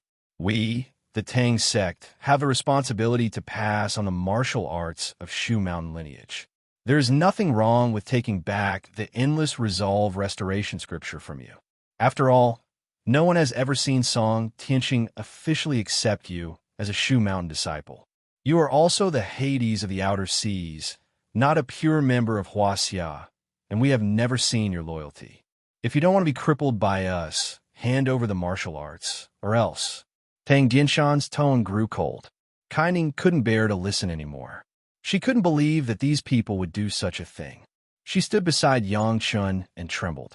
Yang Cheng reached out and patted Kai Ning's back, indicating that she was fine. "Or else, are you going to use force?" "That's what you said. We're just trying to persuade you. If you don't listen," Tang Dianshan's tone became more serious, "then don't blame me for being blunt. Even if you're the eldest grandson of the Yang family, the reputation of the 4 great families of Huaxia may not be enough in the Tang sect. There are many families in Beijing that can replace the Yang family. Our Tang family fort doesn't mind stirring up the water in Beijing that has been quiet for decades." The atmosphere in the room suddenly became tense. Yang Cheng thought for a while, then asked, "I'm curious. What motivates you to send nearly 10 Xiantian masters to snatch my endless resolve restoration scripture? Even if this martial art is powerful, it doesn't mean that there are no other martial arts that can compare. It's not like you don't know that the endless resolve restoration scripture is passed down from generation to generation in Shu Mountain. You want me to hand it over? For a martial art that you don't even have the time to practice or even understand, you're willing to do something so shameless? There must be some other reason, right? Don't ask. Just tell me, are you going to hand it over or not? Tang Lui's face flashed with a strange expression, but she quickly regained her composure and asked coldly. Yang Cheng shrugged. I'm not a man who cares much about face, but a man's dignity is still important. How can I just hand it over just because you say so? How am I supposed to face my woman in the future? Isn't that right, Ninga? Kai Ning looked at the man with a perplexed expression. Suddenly, she stood in front of Yang Cheng and spoke to Tang Lui in a clear voice. Master, if you continue to push me, I'll stand by Yang Cheng's side, even if it means treason. I'll use the flower rain that you taught me to defend my decision. Although Kai Ning was confident in Yang Cheng's abilities, she knew that Tang Lui and Tang Ginshan were not to be trifled with. She had never seen Yang Cheng's Xiantian stage prowess before, and that was why she was worried. Traitorous disciple. You. Tang Lui's almond-shaped eyes widened as she glared at Kai Ning. I think you've fallen under the spell of this bastard. If that's the case, I'll first cripple your martial arts. Without another word, Tang Lui extended her slender palm and aimed it at Kai Ning's neck. Although she did not use her full strength, it was more than enough to deal with Kai Ning, who had not even reached the Xiantian stage. Kai Ning's face paled as she frantically shot out dozens of plum blossom needles in an attempt to deflect her master's attack. She had not even reached the Xiantian stage, and it was impossible for her to retaliate. However, she was the master of the Tang sect. With a flick of her long hair, Tang Lui spun her body and deflected all of the plum blossom needles. At the same time, Tang Lui's hand was about to reach Kai Ning. Kai Ning could not believe that her master would be so ruthless as to kill her. In the blink of an eye, Yang Cheng's hand reached out towards Kai Ning's face. It was as if he was reaching out to grab something, and it was as if he was grabbing something. Tang Lui's hand, which was wrapped with Xiantian True Qi, was caught in a tight grip. Chapter 800. Stop. Are you out of your mind? She was raised by you. Yang Cheng's eyes were filled with rage. It seemed that there was no room for reconciliation. That is why I have the authority to cripple her. Tang Lui did not hesitate in the slightest. Witnessing Yang Chen's unparalleled strength, she once again whipped out her long hair. This time, it was dozens of needle-like hidden weapons that were as thin as thumbtacks. Infused with poison, they were shot towards Yang Chen's upper body. Yang Cheng did not even bother to dodge. When the projectiles were only an inch away from him, they all seemed to lose their momentum and fell to the ground. Tang Lui and Tang Ginshan, as well as the other elders, were taken aback by what they saw. They could not fathom how Yang Cheng did it. Yang Cheng pulled Tang Lui's arm to the side, and with an irresistible force, he flung Tang Lui out of the room. However, Tang Lui's qigong was exceptional. She somersaulted in midair and landed on her feet. Even so, Yang Cheng had easily nullified her attack. Tang Lui was still in a state of shock, and her eyes were spitting fire. Yang Cheng reached out and hugged the sobbing Kai Ning. Are you all right? Kai Ning shook her head. She looked at Tang Lui in despair, and then at Tang Jinshan and the rest of the elders. I've never expected you to treat me well, but I've never thought that after more than 10 years here, you would be able to cripple me just like that. You only have yourself to blame. We've given you a chance, but you chose to side with that bastard. We, the Tang family, have no need for an unworthy disciple like you. One of the elders said disdainfully. Shut up. Yang Cheng bellowed like a ferocious lion. This sound wave caused everyone present to be dumbfounded. Yang Cheng coldly glanced at the old man and gently wiped away the tears on Kai Ning's face. Ning they started it. If I kill someone, don't blame me. Kai Ning bit her lip and shook her head. Be careful. She was one of the decisive group of 8. Now that the situation was clear, she naturally wouldn't want Yang Cheng to be soft-hearted. Huh? Tang Dianshan laughed out loud. Yang Cheng, you don't seem to know that we have 10 Xiantian masters here. Even if you are at the peak of the Xiantian realm and have the endless resolve restoration scripture to protect yourself, you are still no match for us. If you don't want to be beaten to a pulp by us, you'd better hand over. It's all bullshit. Without waiting for Tang Dianshan to finish, Yang Cheng was no longer in the mood to listen. With a wave of his hand, Tang Dianshan and the rest of the elders felt an inexplicable pressure bearing down on them. It was like the roaring of the ocean, the rumbling of thunder. Watch out! All of them activated their innate body, protecting innate chi, and barely blocked the heavenly dipper chi that was enough to shatter their bodies. But they were still sent flying. Bam, bam, bam, bam! A series of crashing sounds could be heard. 9 Xiantian masters, including Tang Dianshan, who was a Xiantian full stage master, had all been slammed into the walls of the hall. The wall made of blue stone was blasted open with 9 holes. If not for the fact that these people were all Xiantian masters, Yang Cheng's attack would have turned them into dust, just like the demons from Takamajihara. This kid's cultivation is strange. How is this the power of a Xiantian cultivator? Go all out. The elders did not dare to hesitate. All of them channeled their Xiantian true chi, and all sorts of Tang sect hidden weapons flew out like a swarm of locusts. Torrential pear needles, venomous caltrops, iron toads, Amei mandarin duck needles. All of the hidden weapons were infused with either strong or soft Xiantian true chi, and they shone with a piercing light. Yang Cheng did not even spare them a glance. He raised a fist and punched forward, then clenched his fist in a reverse grip. All of the hidden weapons turned into dust in midair, as if they had been crushed by a huge force, and disappeared into the air. Puny tricks! How dare you try to steal my stuff? Kai Ning witnessed the scene from behind Yang Chun. She was surprised. She could finally rest assured that her man would be fine. She could also feel how powerful he was after breaking through to the Xiantian realm. Tang Jinshan's face was ashen. He gave the elders a look, and they all understood what was going on. They all took out a handful of black balls and threw them at Yang Cheng. 1,000 spiders fire phosphorus bomb, Kai Ning exclaimed. This wave of 1,000 spiders fire phosphorus bombs was hurled at him, but Yang Cheng could not destroy them like before.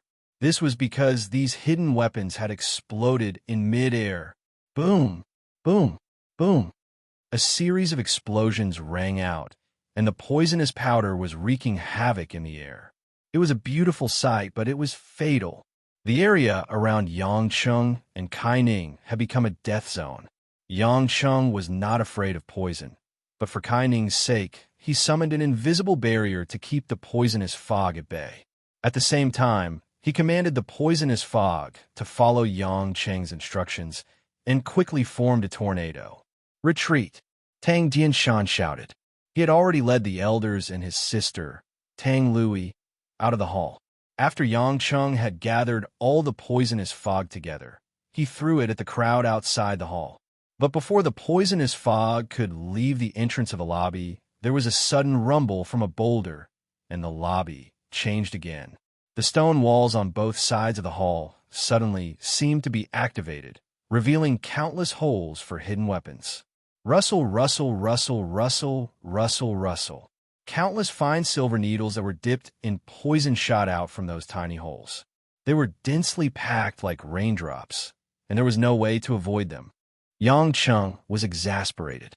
These people had no intention of letting the two of them live. He really did not understand why. Was it really worth it for a mere endless resolve restoration scripture to be so cruel?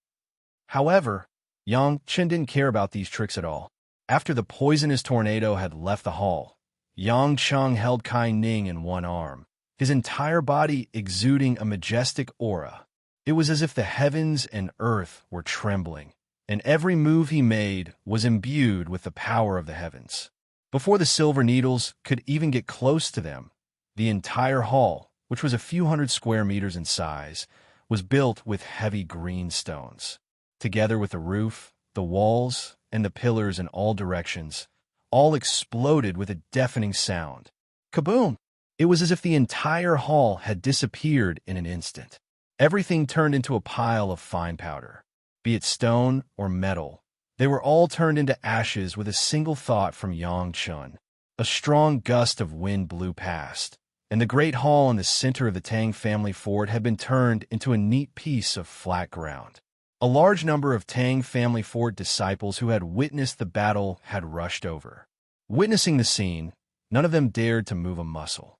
Yang Cheng led Kai Ning across the empty space and stood in front of Tang Jinshan and the other Xiantian masters. His gaze swept across them like a god looking down on ants. "Tell me where the Tower of Thousand Scrolls is, and I'll leave you with your corpses intact. You making an enemy out of the entire Hua Xia martial world." Tang Jinshan roared. "Humph." Yang Cheng laughed coldly. "Even if Hong Meng came, I wouldn't care. Why would I care about your *T ancient martial arts sects? We could have just talked things out, and nothing would have happened. But now, the time for reasoning with you is over. Those who obey shall prosper, and those who defy shall perish. Now it's time to leave your corpses intact, or to grind your bones to dust. You have no choice, because I don't have the habit of leaving people alive." Hearing Yang Cheng mention the word Hong Meng, Tang Jinshan and the rest were shocked. You've already broken through divine transformation?" Tang Jinshan suddenly realized. Only then did the group of elders react.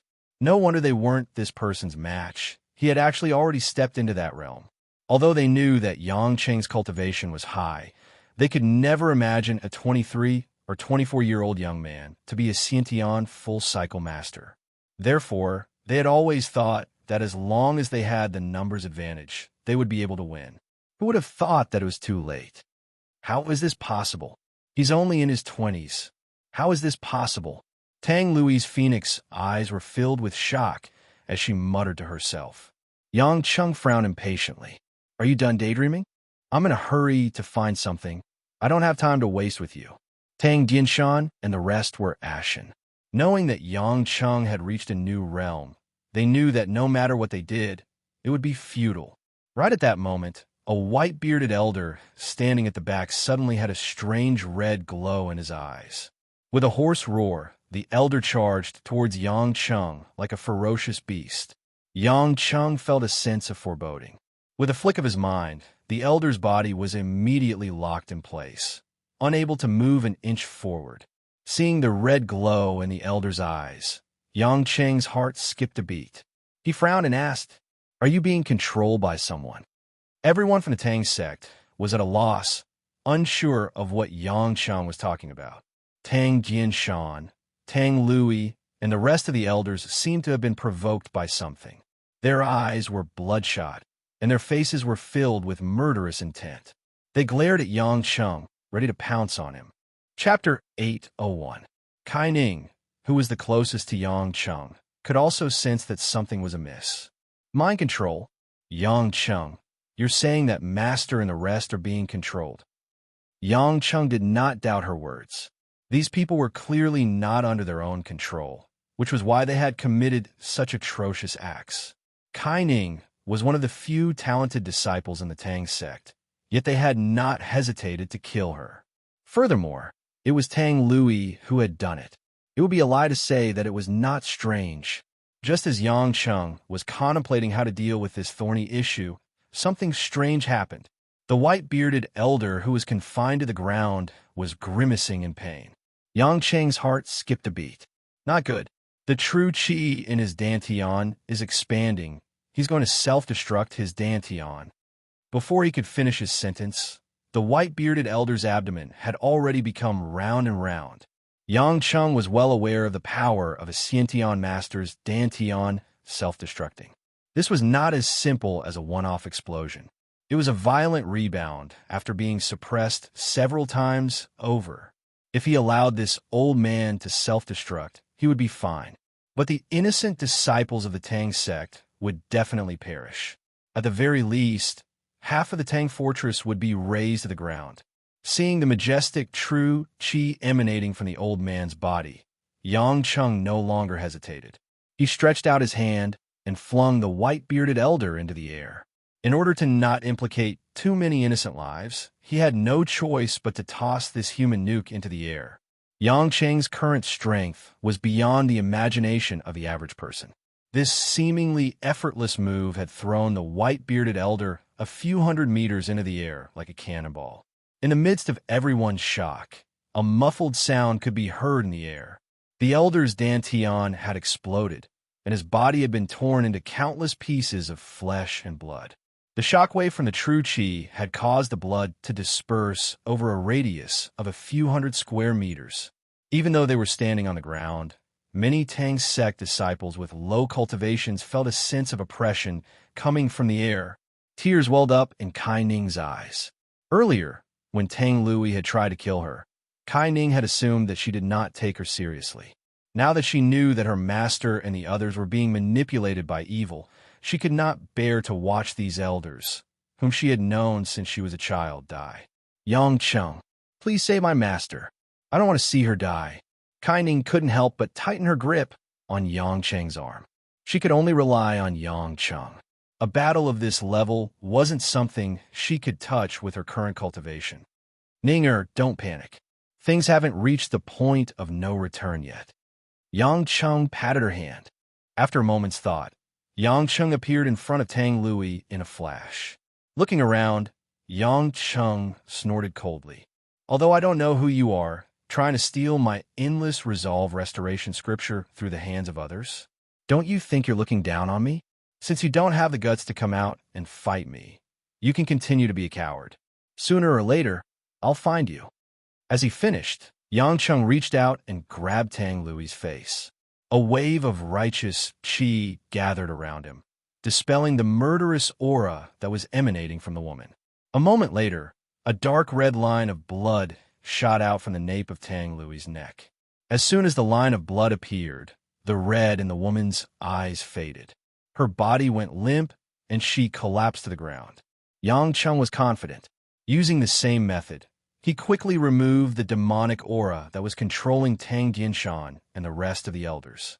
Master, seeing that everyone was fine, Kai Ning hurriedly called for Tang Lizhong and the rest of the direct disciples to help Tang Dianshan and the other elders to their feet. Yang Cheng, however, did not let his guard down. His heart was unsettled, but there was nothing he could do about it. He was sure that there was a powerful enemy hiding in the vicinity of the Tang fortress. He did not know if it was due to the man's cultivation or if he had some sort of special skill or artifact to protect himself, but he could not locate him. Suddenly, a hoarse voice came from the sky. You are indeed a master of the endless resolve restoration scripture. You have mastered the heaven and earth restoration energy. It seems that you have passed the Tai Ching heavenly thunder tribulations. Today's miscalculation may be temporary, but the future is long. Next time, you won't be so lucky. As the voice faded away, it was clear that the man had already left. Yang Cheng's face darkened. He did not expect that, even after the man had spoken, he still could not find any trace of him. It was strange. With his current cultivation, even an opponent of Poseidon's level would not be able to hide his presence. If it was not for the fact that the man had some sort of artifact to protect himself, then it was very likely that he was a tribulation-passing cultivator. Yang Cheng realized that as his cultivation continued to increase, the range of his reach also increased. He did not expect that there were so many hidden dragons and crouching tigers in the Huaxia. If he had not been at this level, he would have been like a frog at the bottom of a well. This also strengthened Yang Cheng's resolve to find a good skill for the women. Even if no one would be able to enter the soul-forming stage in the next few decades, even if they were able to enter the Khanate stage in a few years, at least they would have an extra layer of protection in case of danger. At the very least, the man had not given up on his endless resolve restoration scripture. It was only a matter of time before he came looking for it. If he could not spare some of his energy to protect the women, then he would be in big trouble. What puzzled Yang Cheng was what was so special about this skill. Why was it that as his cultivation increased, not only did it not become difficult to deal with, but also became more and more extraordinary? Right, the man had said that he was using the heaven and earth restoration power. So, this strange, undetectable power that was not true inner force was the heaven and earth restoration power, shapeless and formless, drawing upon the power of heaven and earth to create a vast and mighty force of life. After thinking about it for a while, it seemed to be the case. When he turned around, Tang Dianshan and the others were fine. However, After losing control of themselves, the injuries that Yang Cheng had inflicted on them were acting up again. Most of them were bleeding from the corners of their mouths, and they had all fainted. Take them to their rooms to rest. They will be fine after a little recuperation. Yang Cheng said. Everyone in the Tang sect had long regarded Yang Cheng as their savior. Although they did not know what had happened, they dared not voice any objections. The Tang sect leader and the elders were escorted to their respective residences. Kai Ning couldn't care less about her womanly demeanor. She carried her master Tang Lui in her arms and gave Yang Chen a look. With light footsteps, she stepped on the rooftops and leaped towards the southern end of the Tang fortress. Yang Cheng bade farewell to Tang Liz Hong and told Tang Dianshan and the others to explain the situation to him when they woke up. Then, he followed behind Choi Yun. When they arrived at the forest behind the Tang fortress, they discovered that there were many bamboo huts that resembled the tall buildings of the Dai tribe. Kai Ning carried Tang Lui into one of the huts. Inside the hut, there was only a bamboo bed and a few simple women's daily necessities. Aside from a dressing table, there was nothing else. It appeared that this was Tang Lui's resting place. After settling Tang Lui down, Kai Ning asked worriedly, Yang Cheng, is she all right? Your teacher has only suffered some internal injuries. Most of them are internal injuries. She will be fine after a few days of recuperation. She will wake up soon. Yang Cheng replied. Kai Ning nodded. Her eyebrows furrowed as she asked, the person who controlled teacher and Uncle Master, was he the one who spread the news? What is his background? How would I know? Yang Cheng smiled helplessly. We'll have to wait for your teacher to wake up and ask her about it. But I don't think they will know the answer. We'll just have to deal with it as it comes. Don't worry, I'm here. I won't let any harm come to you. Kai Ning looked at the man worriedly. But soon, she smiled and said, forget it, let's not think about it. Knowing that teacher was being controlled by someone else is enough to make me happy. But I'm not happy. I was going to kill them all, but now I have to wait for them to wake up and continue talking about the Tower of Scrolls. Yang Cheng lamented. Kai Ning glared at him and said, that's how you are? If you can avoid killing people, you will naturally kill as little as possible. Think about it. The elders also have children and grandchildren. If you really make a move, won't you have to face the revenge of a group of people? You can't possibly kill everyone in the Tang family for it. Yang Cheng smiled nonchalantly. He walked around the area and looked at the bamboo hut. There were quite a few other bamboo huts outside. He asked in confusion, did you live here when you were young? Is your master purposely looking for trouble? He didn't want to stay in the Tang family fort and instead chose to live here. Kai Ning walked to Yang Chen's side and sighed softly. Master hasn't been married for half of her life. I've heard from the elders in the Tang clan fort that when she was young, Master went out to train alone. She was betrayed by a heartless man. After she came back, there were a few years when teacher's temperament changed. She didn't even want to see her own brother, the sect master and martial uncle. Later on, although things gradually improved, Master still hated men very much. After all, most of the people in the Tang fortress are men, so teacher doesn't want to stay in the fortress. Even the previous sect master chose to recruit his own female disciple to teach. No wonder. Yang Cheng suddenly understood. So your teacher accepted a female disciple like you. He even brought you to live in seclusion. You grew up in a place like this. No wonder you don't speak much. Fortunately, you met me. Otherwise, no one would be able to save such a beautiful girl.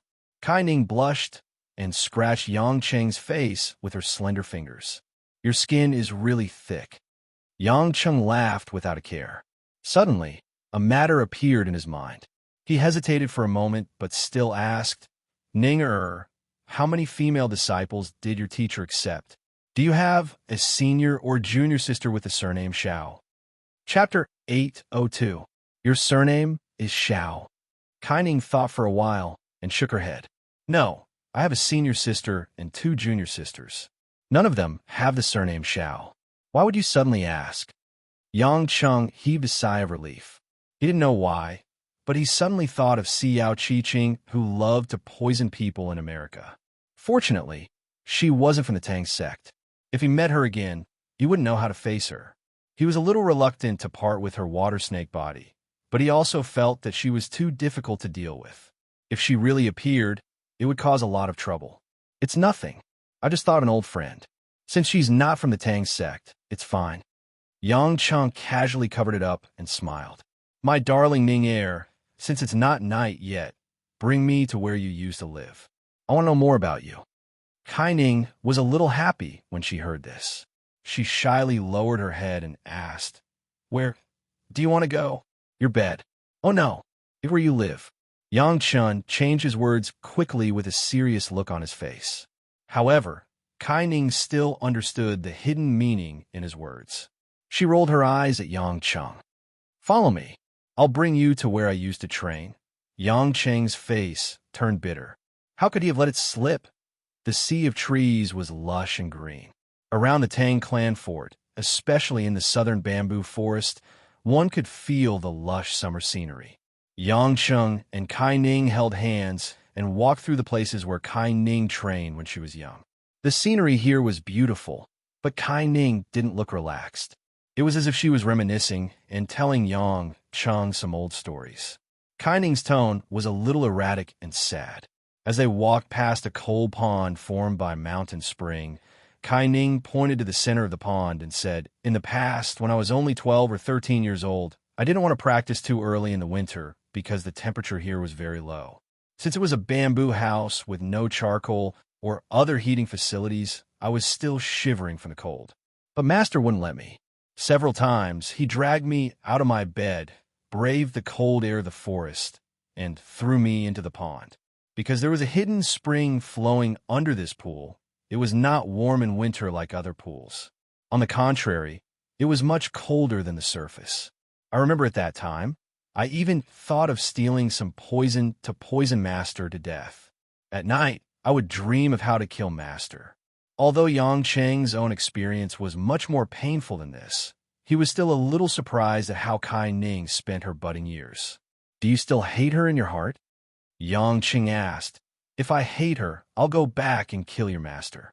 Kai Ning knew that the man was joking and shook her head. Master just doesn't want me to be easily hurt by others after I leave the sect. Actually, if you think about it carefully, she has never gained anything from me. She asked me to wake up early, but wasn't she the one who woke up first? She still sacrificed more for me. No wonder you still wanted me to save her with her bad temper. Yang Cheng said. The two of them laughed and chatted as they walked past the slope.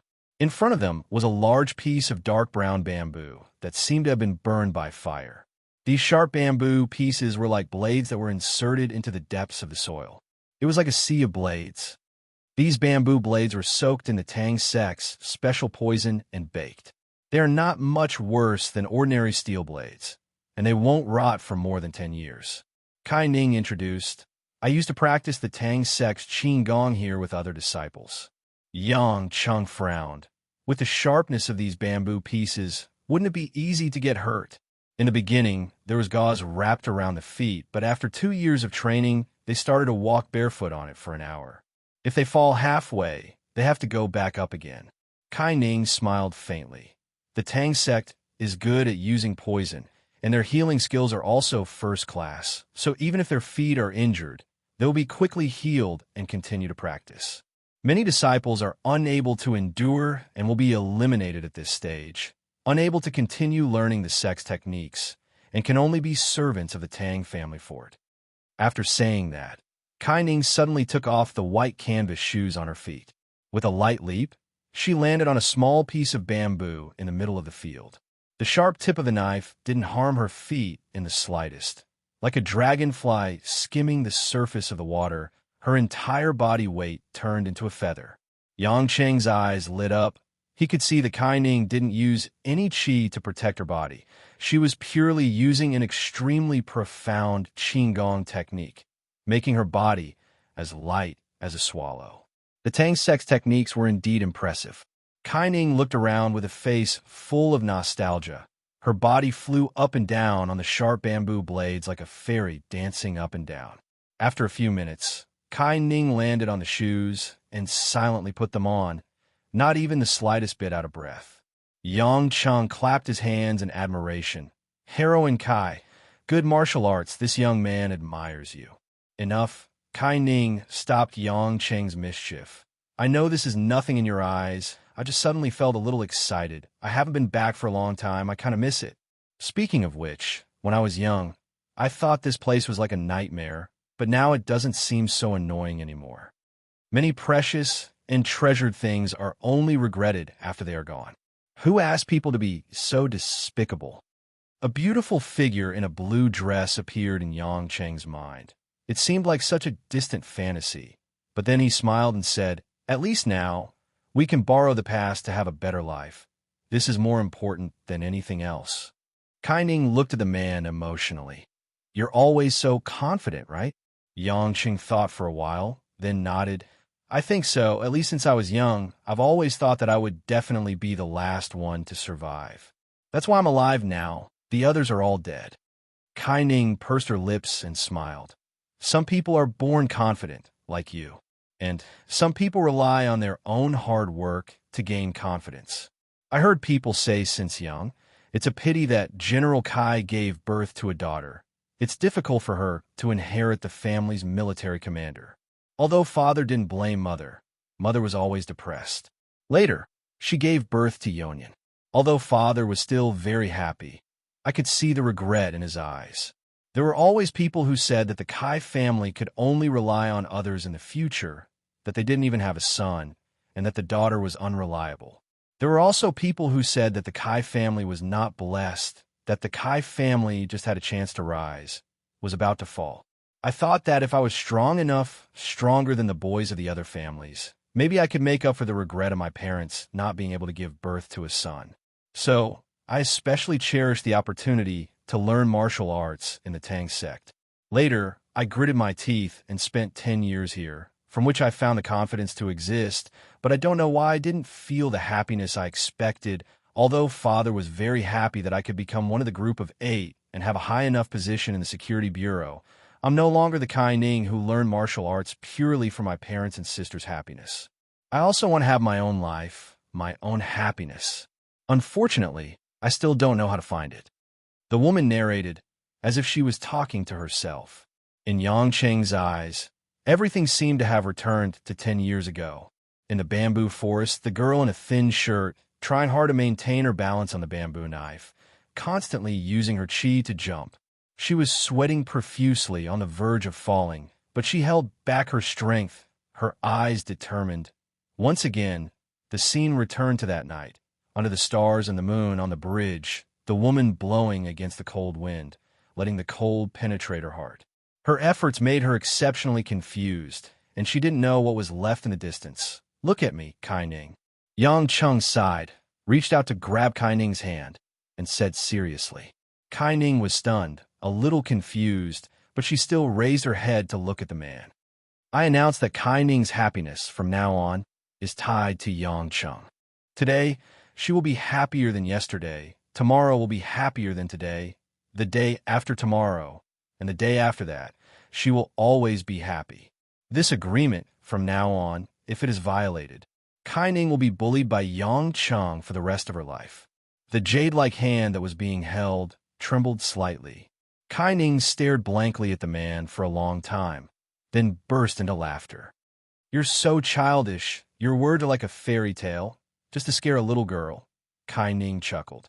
Yang Cheng scratched the back of his head. "Why don't you shed a few tears? At least cooperate."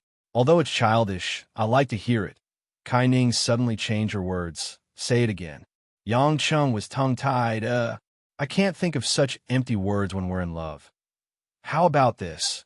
Kai Ning suddenly stood on her tiptoes, wrapped her arms around Yang Cheng's neck, and kissed the man's lips. He was forcefully kissed by a woman again. Yang Cheng was in a bad mood. Why was he forcefully kissed by Lin Ruoshi previously? And now Kai Ning is playing the same trick? No, I have to punish him severely. Yang Chen hugged the woman's waist tightly. While pinching her soft waist, he was like a wild boar gnawing on bamboo shoots. Just like that, he used his lips and tongue to grind the sweet petals of the woman, absorbing all the fragrant saliva. Kai Ning was inexperienced in this aspect. How could she withstand Yang Cheng's roughness? She was instantly infatuated, Her courage turned into shyness at this moment, and her cute and naive look was a little pitiful. Cough, cough. A woman's cough floated over from afar, interrupting this lingering wet kiss. Chapter 803. Yang Cheng was dismayed. Tang Lui, that be *TCH, should have spent her time recuperating after waking up. Yang Cheng had purposely left her internal injuries untreated as a small punishment. Who would have thought that she would come looking for the two of them, even with her injuries? Come on in, I'm planning to do it with Big Sister Kai in this beautiful bamboo forest. Isn't this the time to be full of affection? What are you trying to do? But since she was already here, the two of them decided not to continue. Kai Ning blushed as she hid behind Yang Cheng, lowering her head, not daring to look at her master. Tang Lui's face was a little pale, but she seemed to be fine. With a complicated expression on her face, she flew over from the bamboo trees and landed a few meters away from the two. She was not affected by her internal injuries at all. She was indeed a level higher than Kai Ning's disciple, and she did not seem to be affected by her internal injuries. Hugging the bamboo forest in broad daylight. Aren't you ashamed? Tang Lui said coldly, but there was a hint of tenderness in her eyes. Yang Cheng was displeased. Hey, I'm not kissing you. Why are you angry? You. Tang Lui's blood was boiling, but she did not dare to refute Yang Cheng, for she knew that he was not someone she could afford to offend. Seeing that you've saved the Tang sect, I won't lower myself to your level, Tang Lui said haughtily. Yang Cheng shook his head. Ning Er, your master is suffering from big head syndrome. His mind is being controlled by someone else, and yet he thinks he's so great. What did you say? Tang Lui almost coughed up blood. All right. Kai Ning quickly tried to smooth things over. She looked at her master and tugged at Yang Cheng's hand. Don't talk so much. After all, he's my master and elder. Yang Cheng was not really angry with Tang Lui. Although her words were cold, when she looked at Kai Ning, there was an undetectable tenderness in her eyes. She loved her disciple dearly. Master, you came to find us personally. Is there something you need? Kai Ning asked softly. She was still a little afraid of this strict master. Tang Lui was silent for a moment before she asked softly, How have you been these past few years? Kai Ning was stunned. When she came back to her senses, she felt that her nose was a little sour. Her eyes were red as she shook her head and smiled. Yes, thank you for your concern, master. That's good to hear. Tang Lui smiled bitterly. Don't be like master, keeping your eyes on him. As she spoke, Tang Lui glared at Yang Cheng. Yang Cheng, I know you are an extraordinary man. I also know that I, or even the entire Tang family, are no match for you. However, Ning Er is a disciple that I have raised for 10 years and watched grow up. To me, she is like half a daughter. I can be strict with her because in this way, she will not lose out. But you can't. You have to cherish her, love her, and treat her like a pearl. If you hurt her, I will haunt you even if I turn into a vengeful spirit. Yang Cheng was taken aback. He did not expect Tang Lui to be so forthright in the matter of Kai Ning. He had thought that Tang Lui would be prejudiced against men and would find him an eyesore. Do you think that I would be against you and Ning or it being together? Tang Lui seemed to have read Yang Cheng's mind. I am, after all, her master, not her mother. I have no say in her life. I, Tang Lui, may not be fond of filthy men, but I am not an unreasonable shrew. I am well aware of your vicious reputation. If not for Ning Er's place in your heart, you would not have let us off the hook, nor would you have saved us from our inner demons. You have been a great benefactor to the Tang family, and I will not bite the hand that feeds me. Yang Cheng chuckled. When you're under someone's control, you're not as pleasant to the eye as you are now. Not bad. This is how a Xian Tian perfected master should behave. There's no need for such empty flattery. I know you're not interested in mere Xian Tian cultivators like us. Tang Lui looked at Yang Cheng with a strange expression, as if she was puzzled by the fact that a young man like him could possess such a terrifying cultivation. Kai Ning's eyes were brimming with tears. The years had passed, and the master whom she hated and loved at the same time was still as beautiful and graceful as when she first met her. She had watched her grow up and taught her everything she knew. Although she was not her birth mother, she had poured her heart and soul into Kai Ning, far more than her birth mother. "Master," Kai Ning called out softly. Tang Lui's body trembled slightly as she looked at her disciple. Kai Ning gritted her teeth and threw herself at her master. She hugged Tang Lui tightly and leaned on her shoulder. "Master, Ning has missed you." Tang Lui's frosty face softened as she patted her disciple's back. "Silly girl, why didn't you come back? Why did you have to wait for so many years?" "Ning has missed Master, but I'm afraid Master will scold me. I've always said that you're a silly girl. You've grown up, and you're no longer a child. Why would Master scold you for no reason?" Tang Lui gently stroked Kai Ning's hair as she sighed softly. Yang Cheng stood a few steps away from the two women as he watched silently. He could not help but think of the unkempt man who had taught him the endless resolve restoration scripture when he was still a child.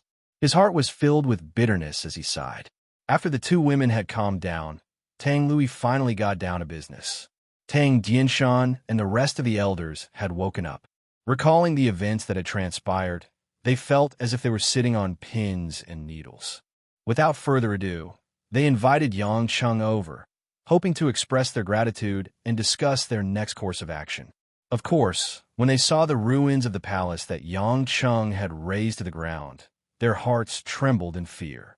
As it was nearing nightfall, Yang Cheng and Kai Ning followed Tang Lui to a banquet hall where a sumptuous banquet had already been prepared. Tang Dianshan led a group of Xiantian realm elders who had been rescued. When they saw Yang Cheng, they rushed out to greet him. Everyone bowed respectfully. "Many thanks to Child Yang for saving our Tang family fort. On behalf of the thousands of Tang family fort members, I, Tang Dianshan, offer my deepest gratitude. In the future, if Child Yang has any requests, we of the Tang family fort will not hesitate to lend a helping hand." Tang Dianshan broke out in cold sweat as he recalled what had happened. If they had been carelessly manipulated by Yang Cheng, then the Tang clan would no longer exist. Without the support of a Xiantian master, there was no way they could compete with the likes of Kunlun and Shaolin. Without a Xiantian master, the Tang clan would no longer be able to compete with the other major sections. Yang Cheng was not in the mood to listen to their words of gratitude. These empty words were not as eye-catching as the sumptuous banquet that had been laid out on the table. He had not eaten for a whole day, and although he was not hungry, he was craving for food. Hence, he smiled and said that, "Headmaster Tang, let's skip the formalities. Let's eat. Let's eat." The Tang family fort members were dumbfounded. This young master of the Yang family was not only a powerful cultivator, but he was also a friendly person. He did not put on an act, nor did he possess any superior skills. Instead, he invited them to eat. If Yang Cheng knew that he could not be bothered to entertain them, he would probably be rolling on the floor in laughter. Normally, Kai Ning, as a disciple, would not have had the right to sit at such a banquet. But now that she had become the benefactor of the Tang family fort's elders, things were different. Tang Dianshan and the rest of the Tang family fort members showered Kai Ning with compliments. Kai Ning's cheeks were burning hot. She had not done anything special, and yet she had become the most outstanding disciple of the Tang family fort. During the banquet, many toasts and toasts were exchanged. Yang Cheng did not reject any of them. After all, these people were not the type to get drunk. The wine was made from the Tang family fort's own wine, which had a 60% alcohol content. It was mixed with the Tang family fort's secret recipe and had the effect of strengthening one's body. The fiery heat of the wine penetrated his throat and made Yang Cheng feel very satisfied. Yang Cheng's appetite was very good, and he ate as he drank. Half a suckling pig went down his stomach, and the Tang family fort members saw that he did not seem to have any intention of stopping. Although they did not know what the soul formation stage was, they knew that experts at that level did not need to eat or drink. But the way Yang Cheng ate, it was clear that he was a glutton. He did not look like an expert at all. Not only was his mouth full of grease, but he was also licking his fingers from time to time. The Tang family fort members were still hoping to discuss what had happened in the afternoon. But looking at Yang Cheng's attitude, it seemed that he had forgotten about the important matter. Finally, Tang Dinshan could not help but laugh. Child Yang, we are here today to borrow a skill from the Tower of Scrolls, right? I wonder if we can discuss it together now. Chapter 804. Yang Chun licked the minced pork on his lips with a look of sudden realization. Oh right, I forgot about it. Hee hee, your chef is pretty good. Did you use any special spices? Why does this roasted suckling pig have the taste of yam? It's so fragrant. Haha, you flatter me. Tang Dinshan broke out in a cold sweat as he chuckled. This is a medicinal cuisine unique to the Tang sect. The chefs are actually the elders and disciples of the Tang sect who specialize in the development of medicinal herbs. Right about the Tower of Scrolls. Where is it? Yang Cheng asked. Ah, I said, where's the Tower of Scrolls? Yang Cheng asked again. Tang Dinshan and the rest were stunned, unable to keep up with Yang Cheng's pace. What, you won't let me in?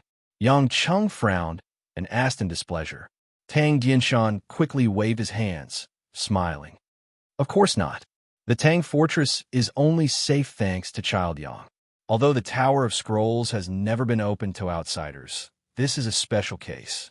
Besides, Child Yang has the endless resolve restoration scripture. He won't be greedy. We can rest assured. So much nonsense. Isn't it just letting me in? Just say, let me in, and be done with it. Yang Cheng shook his head. You people are so inefficient. This isn't like the ancient times, where you have to be so scholarly. Just speak plainly. Tang Dinshan and the rest were embarrassed, but they were not angry. They all knew that Yang Cheng's willingness to share a table with them was already a sign of respect, so they had nothing to complain about. Thinking about it, geniuses in certain aspects always had strange personalities. This young man was slovenly and seemed to be unrestrained. Perhaps it was because of this temperament that he was able to achieve so much at such a young age on the path of cultivation.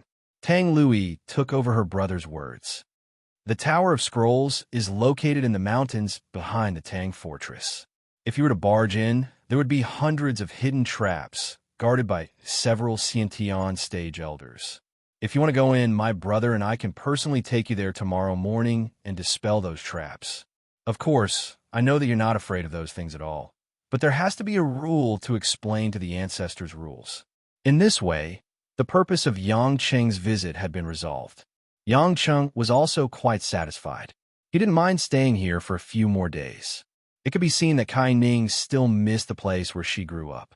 It was worth it to let a woman interact with her senior brothers, master, and elders for a few days to make her happy. Moreover, Yang Cheng didn't think that he could analyze everything he wanted in a day or two. Tang Dinshan exchanged a look with the other elders and hesitantly asked, Child Yang, what do you think of the villain who tried to kill us? How was that person's cultivation? Yang Cheng gulped down a mouthful of wine and pondered for a moment. I'm not too sure myself. All I know is that the person is definitely above the soul-forming stage. Perhaps he's at the tribulation stage, or perhaps he has some sort of powerful artifact to protect him. But since he's after my endless resolve restoration scripture, you can rest assured that he won't continue to cause you trouble. The faces of the elders darkened. When they heard that the person was above the soul-forming stage, their hearts trembled. One of the elders analyzed, logically speaking, the people of Hongmeng would never lay their hands on the ancient martial sects of the secular world. That would be inconsistent with their principles. To have a cultivation above the soul-forming stage, yet to disregard the principles of the cultivation world, could it be? Impossible. Tang Lui suddenly denied. They would never do such a thing. Everyone's expressions were mixed. It was obvious that the elders were thinking of something, but they were hesitant. Yang Chun, on the other hand, looked at Tang Lui in surprise. Puzzled, he asked, what is it? Do you guys know who the culprit is? Tang Dinshan sighed. Truth be told, we elders are not sure either. That's why we didn't dare to say it. But since Child Yang's cultivation is far beyond our own, and we might meet him in the future, there's nothing we can't say. Our guess is that there's another ancient force outside of Hongmeng, or rather, a few clans. According to the rumors, they're known as the Great Ancient Clans. Great Ancient Clans? What's that? Yang Cheng finally stopped eating. Kai Ning, who was beside him, pricked up her ears. Tang Dianshan said, "I believe Child Yang has some understanding of the origins of Hongmeng. Hongmeng is an organization formed by soul-forming stage martial artists to protect Hua Xia's foundation. It could be said that the members come from all corners of China. We have no idea what goes on inside, but what we can be sure of is that Hongmeng must have existed since ancient times to fulfill a certain mission. But the great ancient clans don't have any special mission, and they're not here to protect Hua Xia. The ones who truly inherited their power from the great ancient era are not Hongmeng, but these great ancient clans. It's said that they are the descendants of the most powerful immortals of the great ancient era.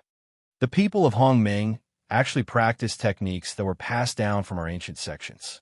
Once cultivated to the extreme, one can break through to the soul-forming stage. The great ancient clans, on the other hand, have inherited the techniques of the great ancient era. To them, the soul-forming stage is nothing special. Only those who can enter the tribulation stage can be considered experts. They don't care about Hua Xia's life or death. They only have one goal, and that is to break through the void like the immortals of the great ancient era. Yang Cheng would be lying if he said he wasn't shocked. Only the Tang sect, the largest ancient sect, would know about this. Even Yin Sanyang and the others probably didn't know about it. One of the elders continued, "This information was passed down by some of the seniors in our sect. Moreover, because the great ancient clans would occasionally send outstanding disciples to train in the mortal world to eliminate the demons in their hearts on the path of cultivation and to sever their ties. That's why there are some rumors, but most of them aren't very clear." Yang Cheng suddenly thought of another person, Si Yao Qiqing. That woman wasn't from the Tang sect, but she knew about Hongmeng. She said something about the Shao clan and the Luo clan. Could it be her? But looking at her pitiful, poison-covered appearance, it didn't seem like it. No one noticed anything strange about Yang Cheng.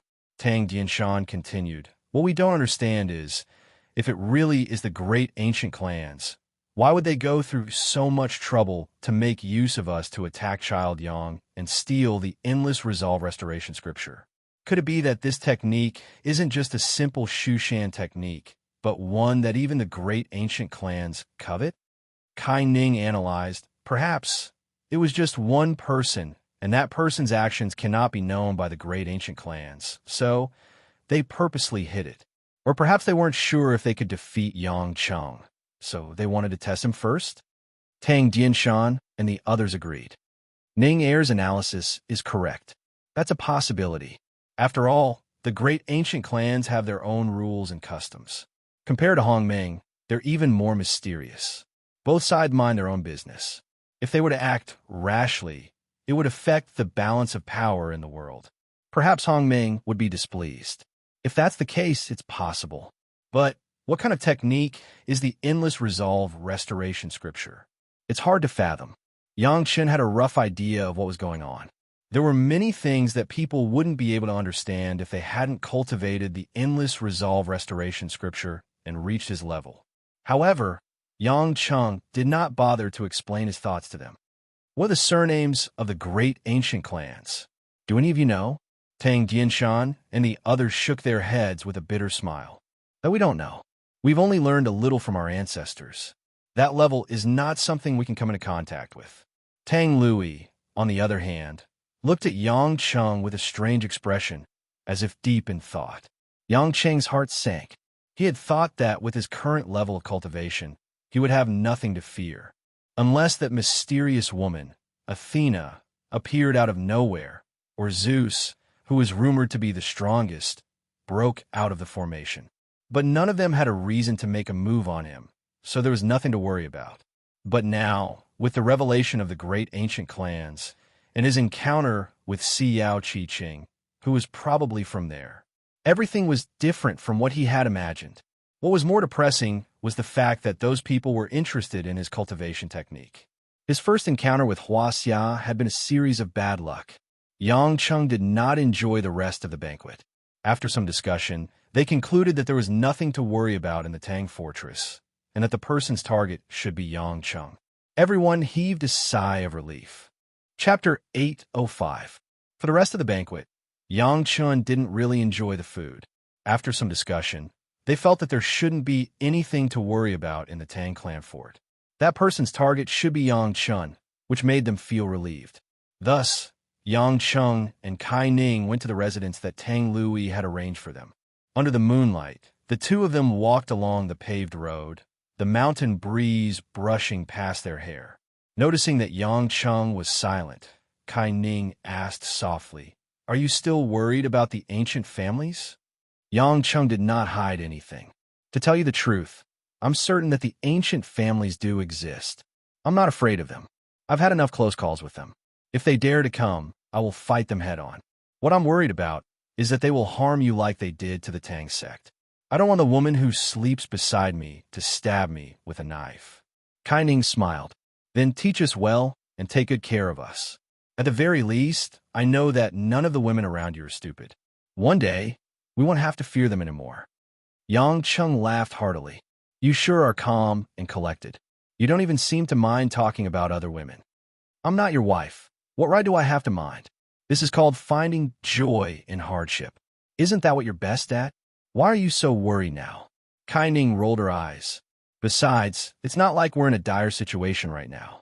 That person doesn't even dare to come out to see you. Perhaps he knows that he's no match for you." Yang Chen thought about it and agreed. He had never been a timid person. If he had to be afraid, he would only be afraid of women. Who cares if it's an ancient clan? I'll kill as many as they come. If they show up, I'll kill them all. As they were about to reach the guest room, Yang Chung grabbed Kai Ning's hand. "Ninger, let's go together." Because Tang Lui had arranged for 2 rooms, Yang Chung was a little reluctant. Kai Ning, of course, knew what he meant. "We have to go to the back mountain early tomorrow. Can't you wait a few more days? You're not against it?" Yang Chung was delighted. Kai Ning didn't know what to say. In her heart, she yearned to be like her sister, Kai Yin. She wanted to reach that step with the person she liked. Otherwise, she would feel uneasy. But how could she say it? Unexpectedly, before Kai Ning could speak again, that gorgeous figure once again walked over from afar. "Of course not," Tang Lui suddenly said. Yang Chen looked depressed. "I say, Ninger is her master. No matter how much you like her disciple, you don't have to follow her everywhere." Tang Lui snorted coldly. "You think I want to? I'm just worried that you'll ruin of your little sister's cultivation." Yang Chen was confused. "What do you mean? You really don't know anything. I really don't know how you managed to cultivate to such a level." Tang Lui sighed. "To a woman, the yin body is much more precious than a man's yang body. Ning Er was still a virgin, so she had a layer of yin essence protecting her body. The true qi produced by her inner force was exceptionally pure. If you lose your virginity, then breaking through to the Xiantian realm will be delayed for at least 3 years. If nothing goes wrong, with Ning Er's talent, she should be able to step into the Xiantian realm in 1 or 2 years. Are you really that anxious? Do you really want Ning Er to cultivate for 3 more years just for a moment of greed?" Yang Chung was stunned. He looked at the blushing Kai Ning and asked, "Really? Ning Er, why didn't you say anything?" Kai Ning stuttered, obviously admitting it, but she didn't know how to answer. The silly girl. She can't open her mouth, but she doesn't want to refuse you. She would rather spend more time cultivating. Don't you understand her intentions?" Tang Lui bristled with anger. "A grown girl can't be kept at home. Master has taught you for 10 years, but it's nothing compared to the few months you've spent with this brat." "It's not like that, Master," Kai Ning tried to explain. "There's no need to say more." Tang Lui glanced at Yang Chun. "Since you're aware of it, you shouldn't touch Ning Er. Tomorrow, you'll enter the Tower of Scrolls and study it thoroughly. With your understanding of cultivation, combined with the most orthodox techniques, I'm sure you'll learn a lot. If one day I can help Ning Er break through to the Xiantian realm, then I, as her master, will be satisfied." Yang Cheng's heart was filled with warmth as he looked at the shy woman beside him. Although she was not as passionate as his sister, Choi Yun, the tenderness in her eyes was more seductive. That night, Yang Chung did not touch Kai Ning again. This woman was so considerate of him. If he were to let her down, he would not be a man. The next morning, as the sun was rising, Yang Chung accompanied by Tang Dianshan and Tang Lui, made his way to the Tower of Scrolls. Before he left, he bid farewell to Kai Ning. Although Kai Ning was a core disciple, she was not qualified enough to enter the Tower of Scrolls. She could only wait for Yang Cheng at the Tang Fort. From the Tang Fort to the forest at the back of the mountain, the vegetation gradually changed from bamboo to cypress. Soon, a building made up of 4 ancient stone huts came into view. Yang Cheng examined the huts and asked curiously, "There's no door here?" Tang Dianshan explained. "These 4 huts are guarded by the 4 esteemed elders of the Tang Fort: Heaven, Earth, Black, and Yellow. These 4 elders are all over 100 years old and are the most likely to enter the divine transformation realm in the Tang sect. Other than when they are about to enter the Tower of Scrolls, they are not to be disturbed. Naturally, they do not have the habit of opening their doors." "Then I have to fly in?" Yang Cheng asked. "Indeed." Tang Dianshan cupped his hands in greeting. "This Tang and my sister can only escort young Master Yang up to this point. Last night, we've already discussed this with our senior uncles. Young Master Yang can enter on his own, but the 2 of us cannot follow him in for no reason." Tang Lui said, "You can enter without a problem, but you must not harm the 4 elders. They're just doing their job." Yang Cheng smiled. "Are they going to test me before they let me in? Because you are not an official disciple of Shu Mountain, and you are not a member of the Tang sect. According to the rules, outsiders who wish to enter the Tower of Scrolls must at least withstand 3 blows from the 4 elders. Otherwise, they would not be worthy of the Tang sect's respect." Tang Jianshan explained. Yang Chen smiled. This rule meant that if you didn't have a cultivation base above the soul-forming stage, you wouldn't be able to enter, but those who were above the divine transformation realm would not be able to gain much from entering, so they had no interest in entering. At the end of the day, the Tower of Scrolls was not open to outsiders. Yang Cheng said no more and did not bother to use his cultivation. He leaped into the air, and like a lone swan, he flew to the center of the 4 stone huts. In the center of the huts was a gray space, and the words Tower of Scrolls were written in gold on the ground. Yang Cheng finally understood. This tower was actually a basement. "My young friend, your cultivation is impressive, but I would still like to meet you." An ancient voice rang out from within the Tian stone hut. Immediately after, 4 waves of extremely pure Xiantian true qi erupted from within the 4 stone huts. Only then did Yang Cheng realize that there was something strange about the 4 stone huts. The stones did not obstruct the flow of true qi, but when the true qi passed through the stones, it felt exceptionally powerful. To outsiders, the waves of true qi that could crush a person in an instant were nothing to Yang Cheng.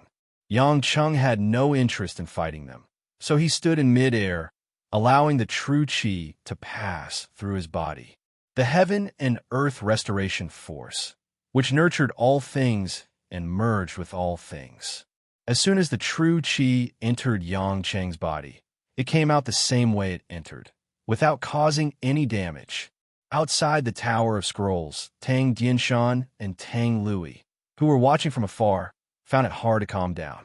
They could not understand how Yang Cheng, who did not even put up any defensive measures, could completely ignore the true qi of the Xiantian perfected stage. The Tian, Xian, and Huang stone huts tried to increase their true qi, but to no avail. "My young friend, you are indeed an anomaly in the path of cultivation. Please enter the Tower of Scrolls for 3 days, and the Tower of Scrolls will open again." From a Tian stone hut, the voice sounded a little helpless. As soon as the words were spoken, the stone huts that were carved with the words Tower of Scrolls opened up in 4 directions, revealing a deep tunnel that seemed to be at least 100 meters deep.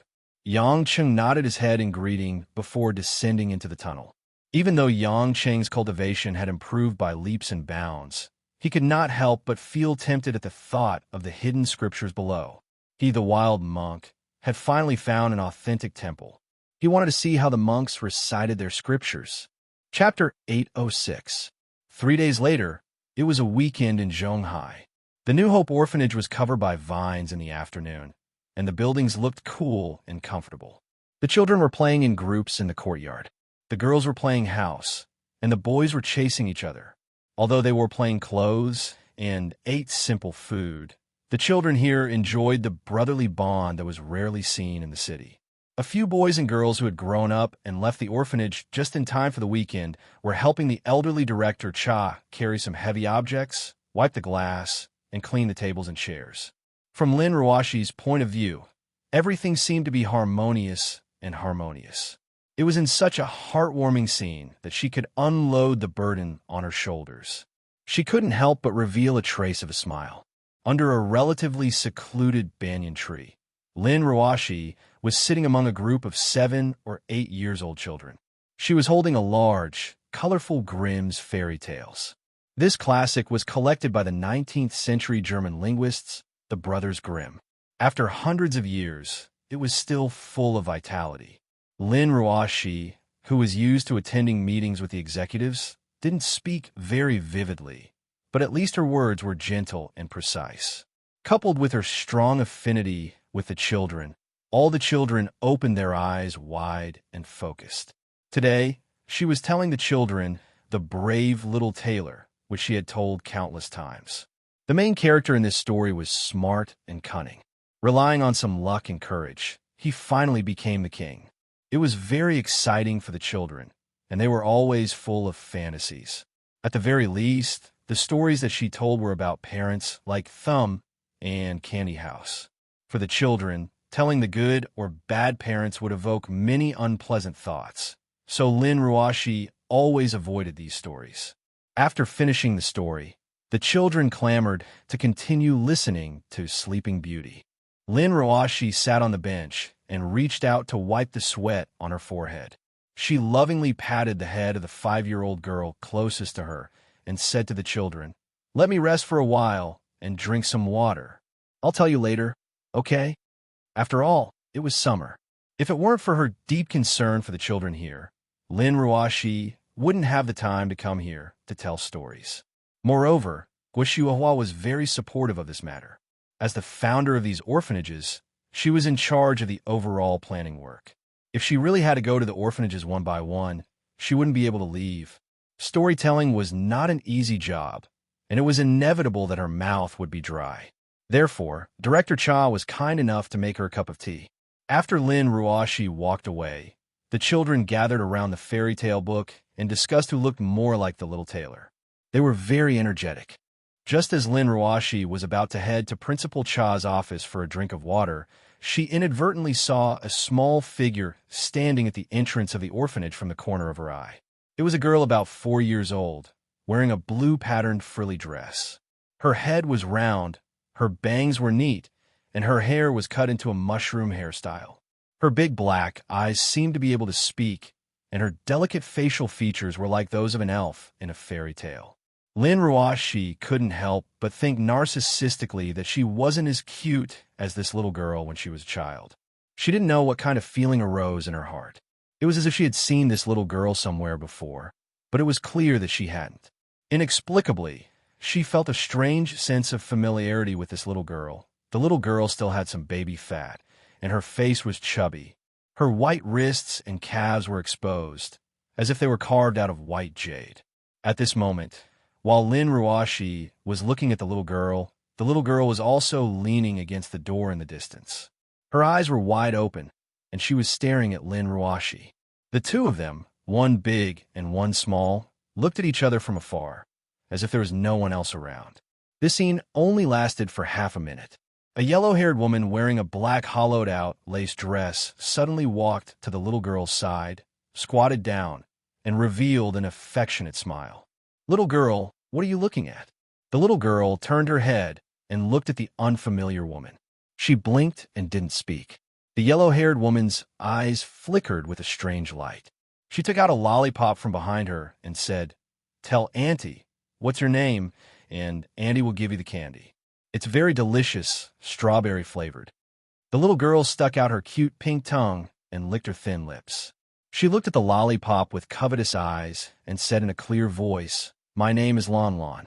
The yellow-haired woman smiled and said, "What a nice name." Then, "Lon Lon, who are you looking for?" Lon Lon took the lollipop, and while unwrapping the candy, she pouted and said, "That big sister looks like my mother." The yellow-haired woman thought for a moment and glanced at Lin Ruashi, who was standing in the yard. Her eyes wandered, and she said with a smile, "Lon Lon, Annie knows where your mother is. Do you want to go with Annie to find your mother?" Lon Lon immediately looked up, her big eyes filled with excitement. "Really? Annie knows where Mommy is?" Of course, Auntie is Lanlin's mother's best friend, but Lon Lon has never seen Annie before. Annie actually already knows Lanlin's name. Annie also knows that Lanlin's mother likes blue clothes, right? The yellow-haired woman said affectionately. Lon Lon nodded vigorously.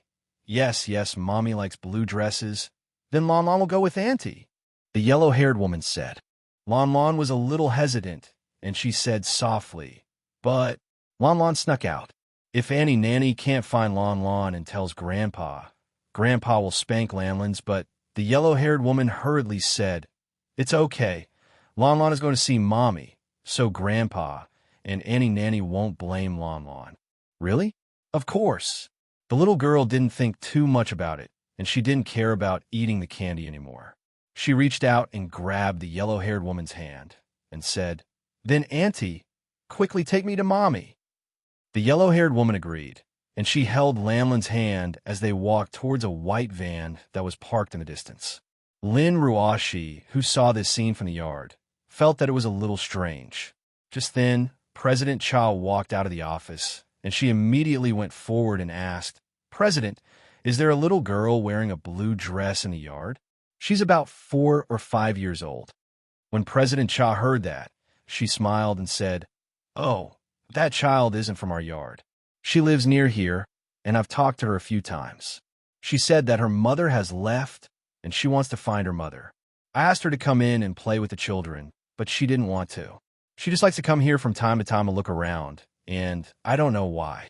What's wrong? Did you see that child?" The more Lin Ruashi thought about it, the more she felt that something was wrong. Since that child didn't have a mother, then who was the yellow-haired woman? She then thought about the strange expression on the girl's face when she first saw the woman, and the lollipop that the woman gave her. Lin Ruashi suddenly remembered that the TV had mentioned that there was an international human trafficking organization that came to Zhonghai. Oh no, it was kidnapping. Lin Ruashi was burning with anxiety, and she didn't have time to explain anything. She immediately ran out. However, as soon as she went out, she saw that the girl in the blue dress had already gotten into a white van, and the door had just closed. Lin Ruashi didn't know what to do. She couldn't think calmly when she thought that the adorable little girl was going to be sold to a horrible place. She took out her car keys and ran to get into her Bentley. As soon as the white van left, Lin Ruashi followed closely behind. Lin Ruashi used her other hand to turn on the Bluetooth phone in the car, and it was Choi Yun's number. "Hello, is this Ruashi? Why are you calling me at this time?" Choi Yun was obviously a little surprised. After all, their relationship was at an awkward stage. "Yonyan, bad news. I saw human traffickers." "What? Speak clearly." Choi Yun was busy investigating this international case, and it was especially sensitive. Lin Ruashi followed the van closely and briefly explained what happened just now. "You're saying that the woman dyed her hair yellow, right?" "Yes. Is that a human trafficker?" Choi Yun hurriedly lowered her voice and said, "Ruashi, don't act rashly. Tell me the number and color of the van, and tell me your route. I'll send people to intercept you immediately. That yellow-haired woman is probably one of the core members of the human trafficking organization, and she's in charge of child trafficking. She's killed quite a few people." Chapter 807. Lin Ruashi's heart skipped a beat when she heard Choi Yun's words. It would take a lot of courage for a weak woman like her to follow a human trafficker alone. God knows if they have guns and ammunition in the car. But when she thought of the girl in the blue dress, Lin Ruashi didn't know where she got her courage from. She gritted her teeth, stepped on the accelerator, and followed the van to the highway. Inside the van, the driver was a muscular man with dark skin and a silver necklace. He was wearing a tight white singlet and had a beard. They looked at the rearview mirror and said in English, "Spider, someone is following us." The yellow-haired lady with the code name Spider smirked at Lon Lon, who was eating a lollipop. She looked at the rearview mirror and whistled. Tisk, a Bentley Elegance, what a fat fish. Red model, it should be a woman. Should we bring her along? The man grinned, revealing a few yellow teeth. Maybe we can earn more. Spider chuckled. I didn't expect to bring back a pretty lamb and a rich lady on the way back to the stronghold. What a wonderful way back. Isn't that right, Black Panther? It's a pity that we have to leave Zhonghai tomorrow. Interpol has already tracked our whereabouts, Black Panther said regretfully. That's because our boss is too cautious. With the strength of Huaxia's police, they might as well let us shoot them if they want to catch us. If Interpol is really capable, they would have intercepted us at the Strait of Hormuz, Spider said disdainfully. Since Viper can be our boss, we should trust him. He must have found a reason not to stay. Black Panther chuckled. But we still have to finish this job beautifully. As soon as he finished, Black Panther suddenly turned the steering wheel and turned into the nearest intersection. Lon Lon didn't understand the English they were speaking. She blinked her big watery eyes and asked, Auntie, what are you talking about? Spider coaxed. It's the language of my hometown. Lon Lon doesn't understand.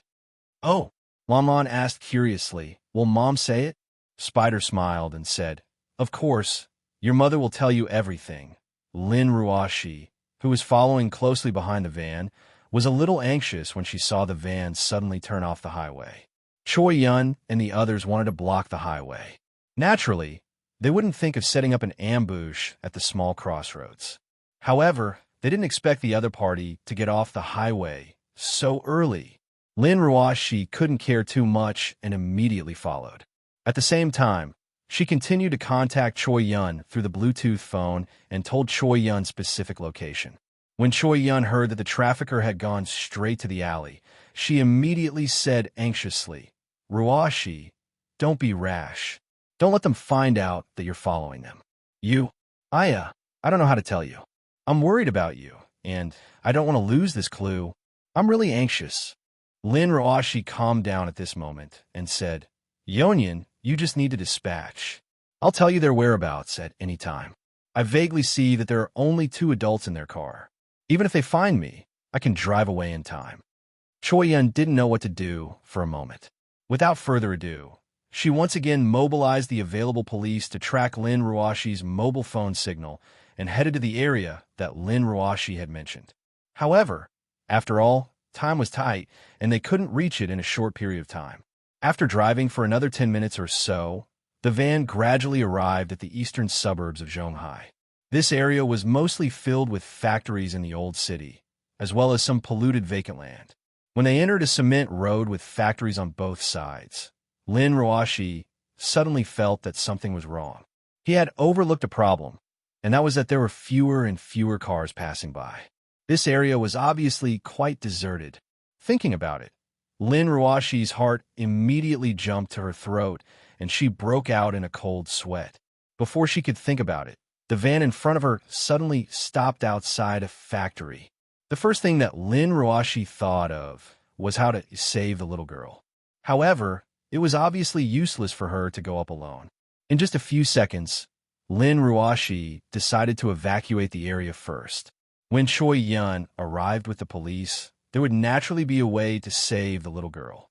After the Bentley slammed on the brakes, Lin Ruashi planned to turn around and leave. However, the yellow-haired Spider and the burly man, Black Panther, who had just gotten out of the van, were already looking over with sinister smiles on their faces. Black Panther suddenly pulled out a homemade pistol with a long barrel from behind him. From a distance of dozens of meters, he aimed at the Bentley and fired 2 consecutive shots. Before Lin Ruashi could turn the car around, the front and back tires of the car were blown up by the highly explosive bullets. Lin Ruashi couldn't help but scream. Her pretty face was pale. She didn't expect the other party to use the method of shooting to stall her. In the end, it was still a miscalculation. How could the criminals of the International Human Trafficking Organization not carry weapons with them? At that moment, Lon Lon ran out of the van. Her dark eyes looked at the red Bentley, and then at Black Panther, who was holding a pistol. She asked in a childish voice, "Why are you shooting at an auntie who looks like my mother?" Spider and Black Panther glanced at Lon Lon. They were a little surprised that the little girl was actually not afraid of shooting. However, neither of them paid attention to the little girl's question. For them, once the prey was in their hands, there was no need to care about how the prey made a sound. It was just a commodity. "You go and drag that woman out," Black Panther said. Spider sneered and nodded. She walked toward the Bentley. Lin Ruashi looked at the car's dashboard with the warning light on. She didn't know what to do. What made her even more desperate was that there was no signal in this area. Even if she wanted to contact Choi Yun, there was no way. "Come out. I don't want to hurt you." "That will affect the price, brave lady." Spider opened the car door and laughed sinisterly. Lin Ruashi bit her lower lip. Her eyes showed some determination. Since they were a human trafficking organization, they probably wouldn't kill people easily. As long as they didn't die, there would be a way to save them. Secretly encouraging herself, Lin Ruashi slowly followed Spider's request and got out of the car. The factory door in the distance was opened, and a few men and women dressed in rough clothes lazily walked out of the factory. The leader was a strong man with curly hair and sallow skin. He looked outside and said, "Black Panther, I asked you to buy something. Why did you bring back 2 girls?" Black Panther spread his hands. "Python, don't you think this little girl can be sold for a good price? Not to mention the beautiful woman in the Bentley." "Humph, the people we arranged to meet are already waiting on the high seas." "Luckily you didn't waste time," Python said to the 2 subordinates behind him. "Shove this little one and that big one into the cage. Squeeze some space out." After the 2 strong men agreed, one of them walked toward Lon Lon, while the other went to grab Lin Ruashi, who was behind Spider. At this moment, a man's voice suddenly came from the factory's roof.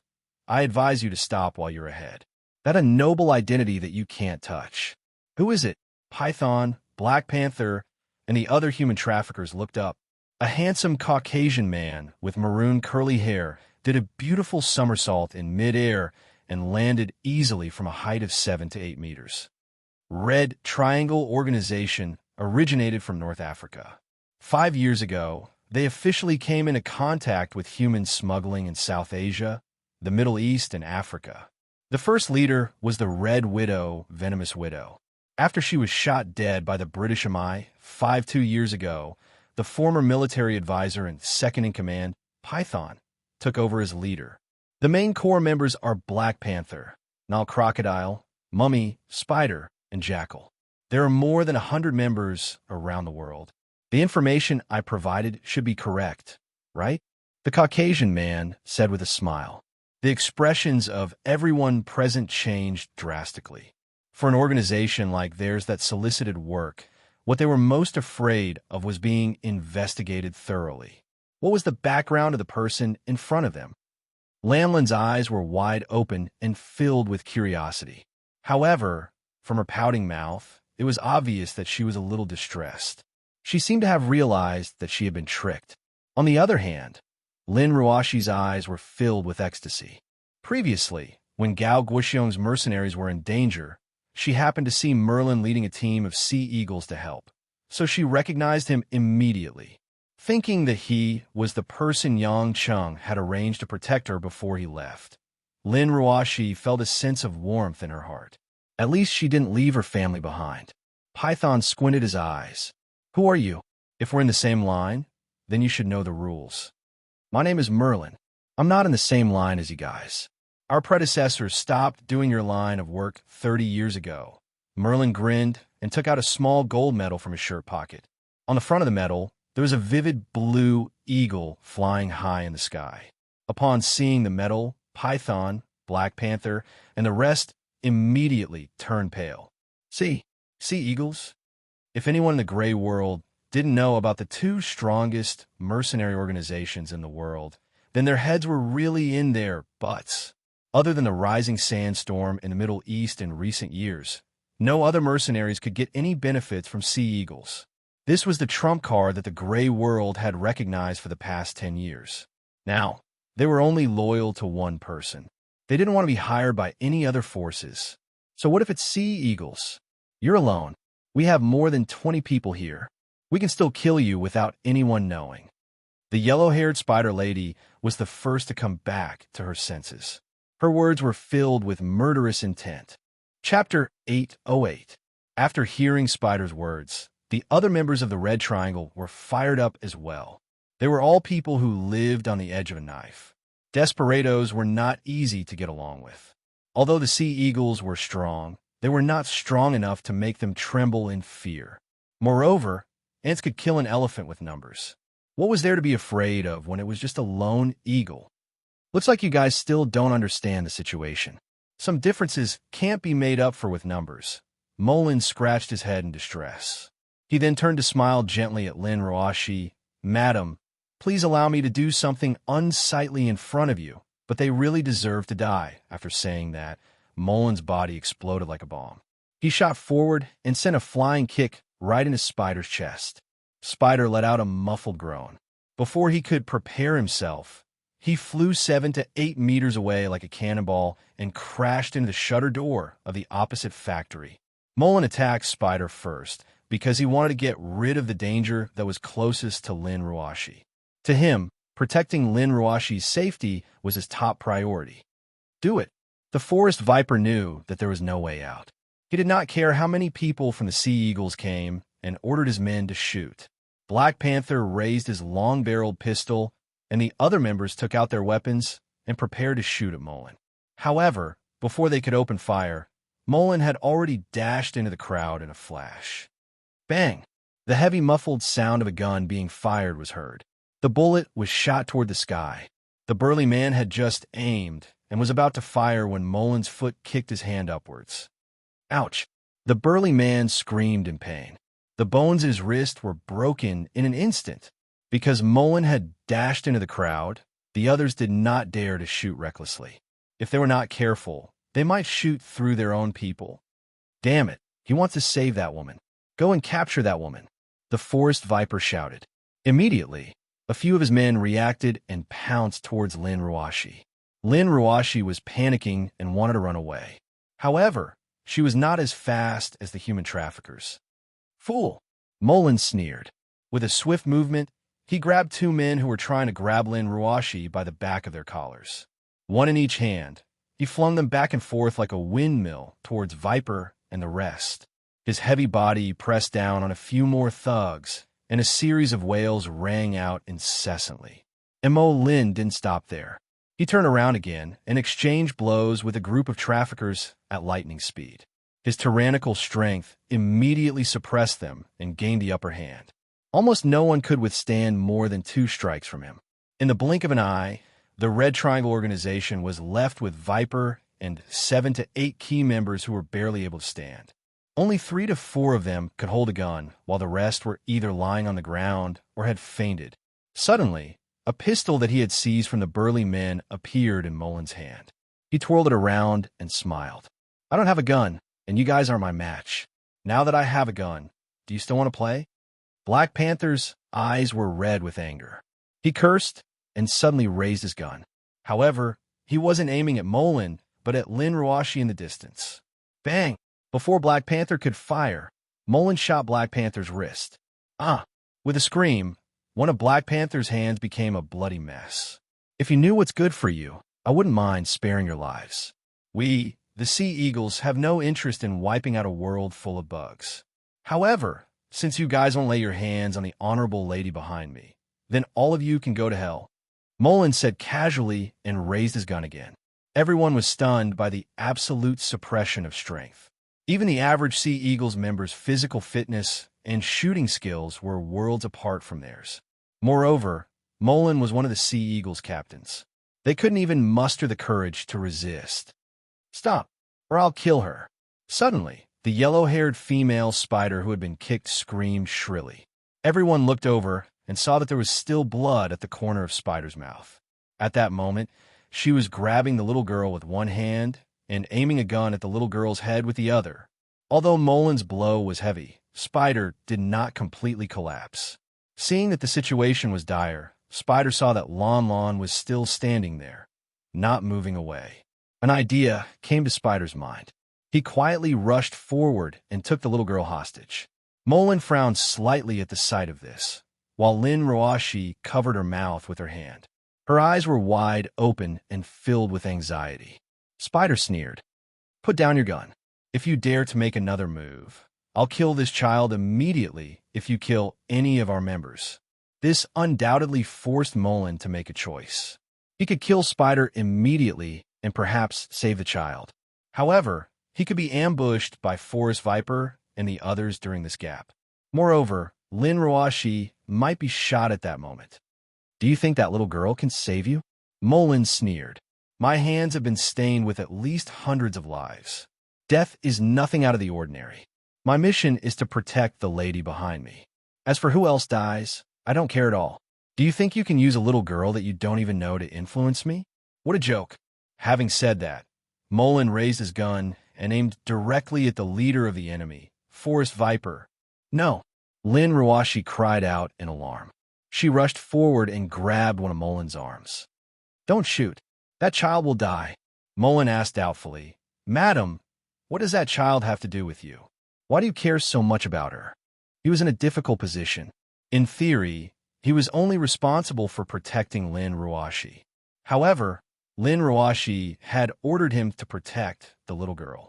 If he did not comply, Lin Ruashi would resent him, which was equivalent to being disloyal to Yang Chung. Mullen's head was about to explode. If he had known this would happen, he would have asked his subordinates to come along. He was confident that he could handle it alone, so he did not ask for help. But now, there was an unexpected situation. Lin Ruashi did not know how to speak either. She did not even know the girl's name. She turned to look at the girl, her eyes filled with tears. She mumbled, unable to speak. At the same time, Lon Lon looked at everything that was happening innocently. The little girl did not seem to be afraid of the intense situation at all. Instead, her eyes revealed a tinge of interest and boredom. Seeing that Lin Ruashi wanted to save her, Lamlin's eyes lit up, but she was also a little curious. Seeing Mullen's hesitation, Spider's face lit up. How about it? I advise you to put down your weapon. We can promise you to let the woman you want to protect leave. Do you think I'll fall for it? As soon as I put down my gun, you'll take the opportunity to shoot, Mullen said disdainfully. But you don't have a choice. If this child dies, your master will not forgive you. Spider could only try to raise Lamlin's value as much as possible as she threatened. Lon Lon, who was being held hostage, suddenly tilted her head. She blinked her eyes and asked Spider, Auntie, my mother isn't here. You lied to Lon Lon, didn't you? Spider said angrily, Shut up. Only ghosts know where your mother is. Hearing this, Lin Ruashi finally understood. So it was that woman who lied to the girl to bring her to find her mother, and the girl's name was Lon Lon. Thinking that the girl was purely trying to find her lost mother, but was now embroiled in a life and death crisis, she could not help but burst into tears. She did not know why, but the bitterness in her heart made her feel inconsolable. Mullen saw Lin Ruashi's violent reaction and felt that something was wrong. He made up his mind and thought that no matter what, protecting Lin Ruashi was his top priority. He could only put aside everything else for now. Thus, he gritted his teeth and raised his gun again, planning to kill Python and the others first.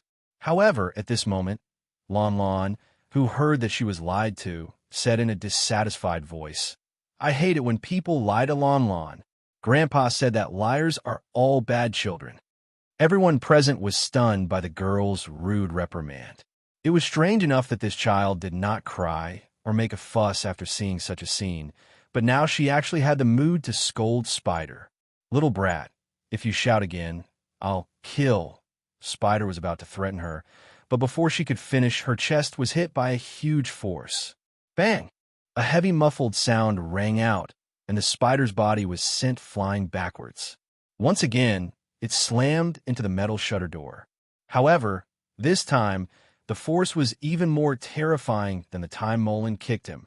Previously, Spider had only crashed into the door, but this time his entire body was bent and sunk into the large shutter door.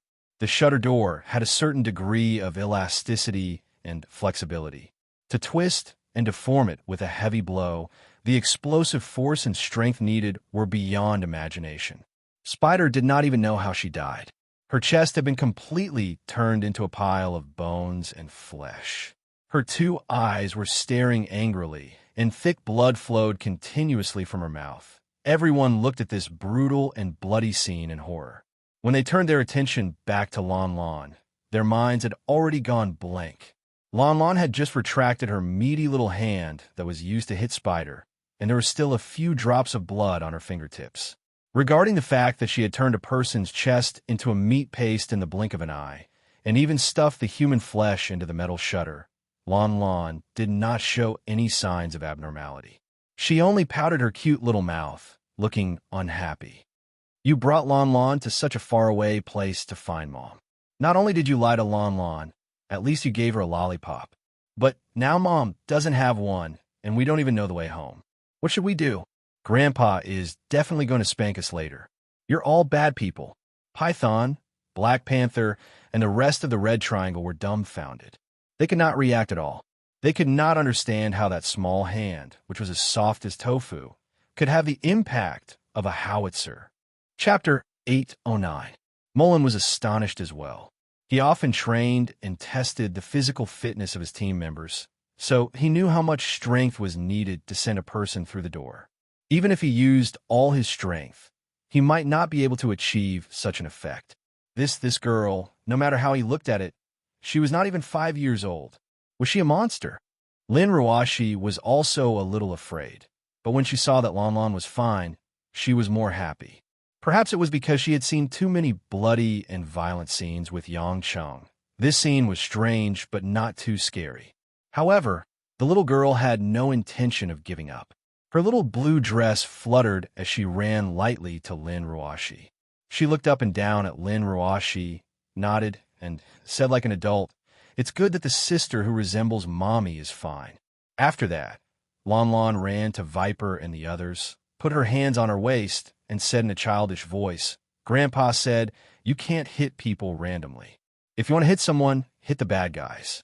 You are all bad guys. Lon Lon wants to hit you." When Viper and the others heard this, they completely forgot that the person in front of them was a little girl of about 4 years old, and immediately staggered back. Lon Lon pouted. "Tell Lon Lon how to get home first, then Lon Lon won't kill you. Just break your arms and legs." Everyone in the Red Triangle had a bitter look on their faces. What was this? They thought that 1C eagles was enough to torment them, but now there was this little devil. This little girl still killed people when she said she wanted to. Moreover, how would they know where this little monster's home was? Behind them, Lin Ruashi was in a stupefied state, and only one sentence kept echoing her mind: "Sister who resembles Mommy." So, she kept staring at her because she looked like her mother. Lin Ruashi did not know what was wrong with her, but when she saw this little girl, she felt especially close to her. As if they had met before, Lon Lon saw that no one said anything and only trembled there. She was very distressed. "You guys are the bad guys. Why are you still so timid? Forget it. If you don't want to say anything, then don't say anything. I'll just kill all of you. Lon Lon could go find the police myself." Hee, Lon Lon is very smart.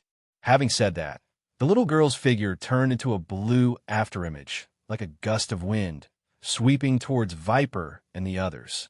"Lon Lon, stop."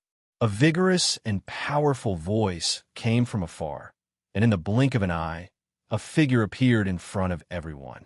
Lanlin's little body froze, and her little fist was just about to hit Viper's lower abdomen. Hearing the voice, Lon Lon stuck out her pink tongue, turned around and pounced, jumping right into the arms of the person who came. Viper, who was almost hit, fell to the ground.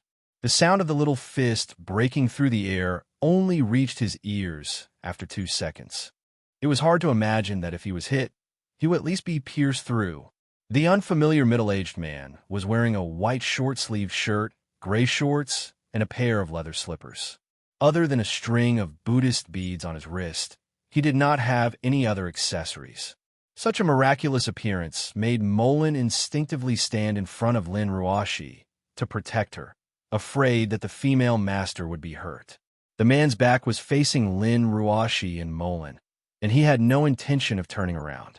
After gently hugging Lon Lon, he held her legs with one hand and slapped Lanlin's, but with the other. "You're so naughty. How many times have I told you not to kill people directly? It's fine as long as you're not in danger." Lon Lon hugged the middle-aged man's neck and said in a coquettish voice, "Grandpa, don't be angry. Lon Lon is a good girl." It was those people who lied to Lon Lon, and they even wanted to hurt sister who was like mother. The man sighed, "Grandpa, I was only going to the market to buy some vegetables, and you fooled around and left Annie behind. Looks like I'll have to lock the door in the future." Lon Lon buried her little head in the man's shoulder and squirmed. "No, Lon Lon won't run around next time." The man seemed to be helpless. "This is a special situation. Don't fool around like this next time. Annie Nanny was worried sick when she couldn't find you. All right, go home with Grandpa." As soon as he finished speaking, the man carried Lon Lon in his arms and vanished in a flash. The dreamlike scene made everyone unable to regain their senses for a long time. When a sharp sound of a police siren came from afar, everyone woke up from the dream. "Oh no, the police. Run." Only a few of Python and the others could still move. They quickly got up and ran back to the factory. Their transportation was all inside. Naturally, Mullen would not let them do as they wished. He raised his pistol and fired several shots, each bullet piercing through the heads of the human traffickers. Rather than handing them over to the police for interrogation, it was better to kill them all. After Mullen was done, he confirmed that Lin Ruashi was safe, then turned around and bowed. "Madam, you're safe now. To avoid trouble, I'll leave first. Just say that a stranger saved you." As soon as he finished speaking, Mo Lin leaped into the air and left the way he had come. After a while, the police rushed over and blocked all the exits. A few policemen jumped out of the police car at the front. Choi Yun was the first to run over. Seeing the mess of corpses on the ground, she was slightly stunned. She ran to Lin Ruashi's side, grabbed Lin Ruashi's shoulder, and looked her up and down for a while. After confirming that there was no problem, she said, "Ruashi, what happened? Why are they all dead?" Lin Ruashi was staring at Lanlin's sky in a daze. When she realized that Choi Yun had arrived, she forced a smile. "It's a long story. Let's leave this place first." Choi Yun felt that something was amiss. She took a closer look and noticed the mangled corpse of a woman on the shutter door of the opposite factory. Her brows knitted together. Wei Tingo, who was running over from the other side, looked grim. "Damn it. I can't believe I couldn't kill these bastards with my own hands. Yenair, take Miss Lin and leave first. I'll go rescue the victims they've imprisoned." Choi Yun could not be bothered with him. This guy was obviously trying to steal the credit, which was why he was in such a hurry to find hostages. He even specifically asked her to take Lin Ruashi away. However, she did not want to say anything more. She nodded and helped Lin Ruashi back to the police car. As for Lin Ruashi's Bentley, it had a flat tire and could only be sent to be repaired. The originally quiet factory area was now in an uproar due to the case being solved. No one knew that in a residential area not far away, in a cold drink shop by the street, one of the victims, Lon Lon, had long forgotten about the tragedy that seemed to be surrounded by danger in the eyes of others. Lanlin's hands had already been washed clean. The girl did not feel anything special about killing a person. At this moment, Lon Lon was standing on a chair, leaning on a huge fridge. She looked at the myriad of ice creams under the glass, licking her lips with her pink tongue, her eyes filled with stars. "What do you want to eat? Grandpa will buy it for you." The middle-aged man asked lovingly. Lon Lon raised her head, her eyes filled with yearning. "I want all of it." The man was speechless. He smiled bitterly. "You can only have one ice cream a day, no more. Didn't Grandpa tell you that you'll turn into a fat girl if you eat too much? Daddy won't like you when you see him in the future." Lon Lon pouted, feeling wronged. "All right then, Lon Lon wants the biggest one." The man shook his head and smiled. He took the biggest three-colored ice cream, paid for it, and walked out of the cold drink shop with Lon Lon. Lon Lon couldn't wait to start eating by herself. Many residents outside the cold drink shop were happy to see this jade-carved little girl. "Big brother, your child's appetite looks so good. She's eating ice cream so happily." A young woman laughed. Lon Lon giggled at the woman. Her lips still had white ice cream. The man did not reply. He just nodded in a friendly manner, picked up Lon Lon, and walked towards the bus stop. An hour later, in the chief's office of the West District Police Station of Zhonghai. Lin Ruoxi took a sip of the green tea that Choi Yun had brewed. Her eyes drooped as she said, "That's about it. To be honest, I also feel that the situation is very outrageous." After listening to Lin Ruoxi's description, Choi Yun looked a little sluggish. After a while, she said, "A 4-year-old child beat that person into meat paste. Yonyan, I have no reason to lie to you, right?" Lin Ruoxi smiled bitterly. Choi Yun hurriedly shook her head. "Ruoxi, you misunderstand. I'm not doubting you. Of course I believe you. There's nothing to hide. Yang Cheng, he went to the Tang family fort with his sister. It's normal for him to send people to protect you. Since they're in charge of protecting you, of course they won't be weak. After all, the Red Triangle organization specializes in human smuggling. It's not a powerful mercenary group, so it's understandable that they were killed. The key is, who is that child?" Lin Ruoxi had also been thinking about this question. She had a different feeling towards that little girl compared to other children. Perhaps she would have the chance to meet her the next time she went to the orphanage. But what should she ask her? Choi Yun only thought that Lin Ruoxi was tired and didn't want to say more, so she didn't ask anymore. She smiled and said, "All right, this matter is over. No matter what, this organization has been destroyed, and my recent burden can be considered to have been lifted. It's a pity that I couldn't kill a few with my own hands." Lin Ruoxi smiled and nodded. "Then I'll go back. It's almost evening. I still have to go back and help cook." Choi Yun said in surprise, "Ruoxi, when did you learn to cook?" Lin Ruoxi's body stiffened, and she blushed awkwardly. "Is it that strange?" Choi Yun's eyes showed a hint of ambiguity. "Oh, I see. So you learned to cook for someone. I really admire you. I can't be bothered to go into the kitchen for him. I don't lack money anyway. At most, I can go out to eat. Cooking is so boring." As soon as she finished speaking, Choi Yun felt that something was wrong. The person she was talking about seemed to be her husband. Sure enough, Lin Ruoxi's expression became very complicated. She looked at Choi Yun as if she couldn't wait to strangle her. Choi Yun felt a chill down her spine. She shrunk back to the chair and sat down and whispered, "Ruoxi, I was just talking nonsense.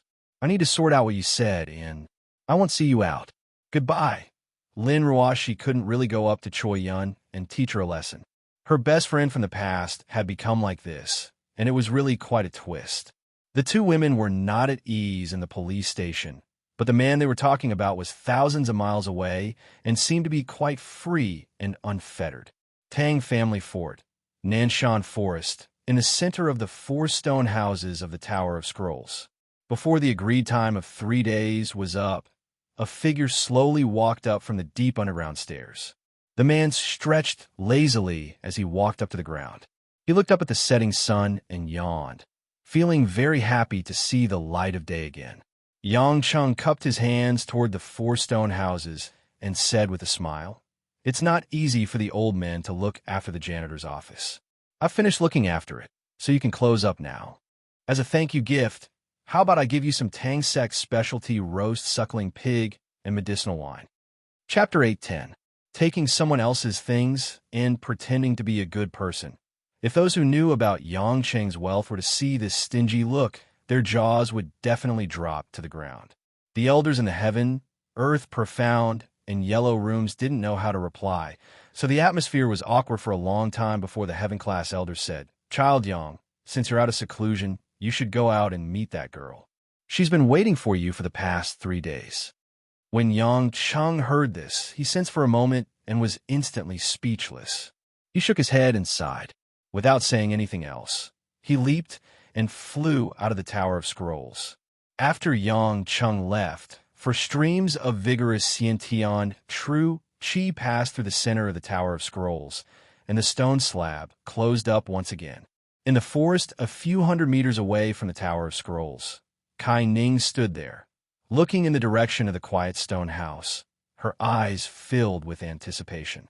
Although she knew that it wouldn't be dangerous for a man to enter, for some reason, she couldn't help but want to wait here. Suddenly, a figure flew out from the Tower of Scrolls and landed not far away from her. If I keep stretching my neck like this, I'll become a husband-gazing rock. Yang Chung smiled and walked towards the woman. Kai Ning's pretty face lit up. Why did you come out so early? I thought you'd have to wait until tomorrow morning. Yang Chung went forward and hugged the woman's shoulder. Why are you waiting here like an idiot? I'll be fine. Don't tell me you're going to spend the night here if I come out tomorrow morning. Kai Ning pursed her lips and mumbled, I don't know why either. I just don't feel at ease. Yang Chung reached out and caressed Kai Ning's cheek, asking with a strange smile, Miss Kai Ning, can I ask you something? What? Do you like me? Or do you like me a lot? Or do you like me a lot? Yang Chung asked seriously. Kai Ning knew that he was joking with her, so she turned her head away and didn't answer him. Yang Chung raised his eyebrows. Could it be that you like me a lot? Aya, you're so brave that I'm blushing. You know I'm thin-skinned. Kai Ning stepped on Yang Cheng's foot and said angrily, Do you have fun teasing me? Yang Chung smiled warmly and said, You made me too happy, so I wanted to make you happy. Kai Ning's heart trembled. She smiled sweetly and naturally leaned against Yang Cheng's chest. She softly asked, Let's not talk about this anymore. Tell me what you found in the Tower Scrolls. Is it helpful? Yang Chung patted the woman's back and sighed. It gave me the feeling that I've completed my PhD, but I've never dabbled in primary school or junior high school knowledge. Suddenly seeing those rules and regulations, I feel fresh and childish. How should I put it? It's useful, but I'm a PhD student, so I'm not limited to just copying. Kai Ning thought for a while and her eyes lit up. Could it be? You want to organize and create your own cultivation method? She knew that Yang Cheng's realm was much higher than the cultivation methods in the Tower of Scrolls, so it was not impossible for him to create his own cultivation method after reading the basic theory.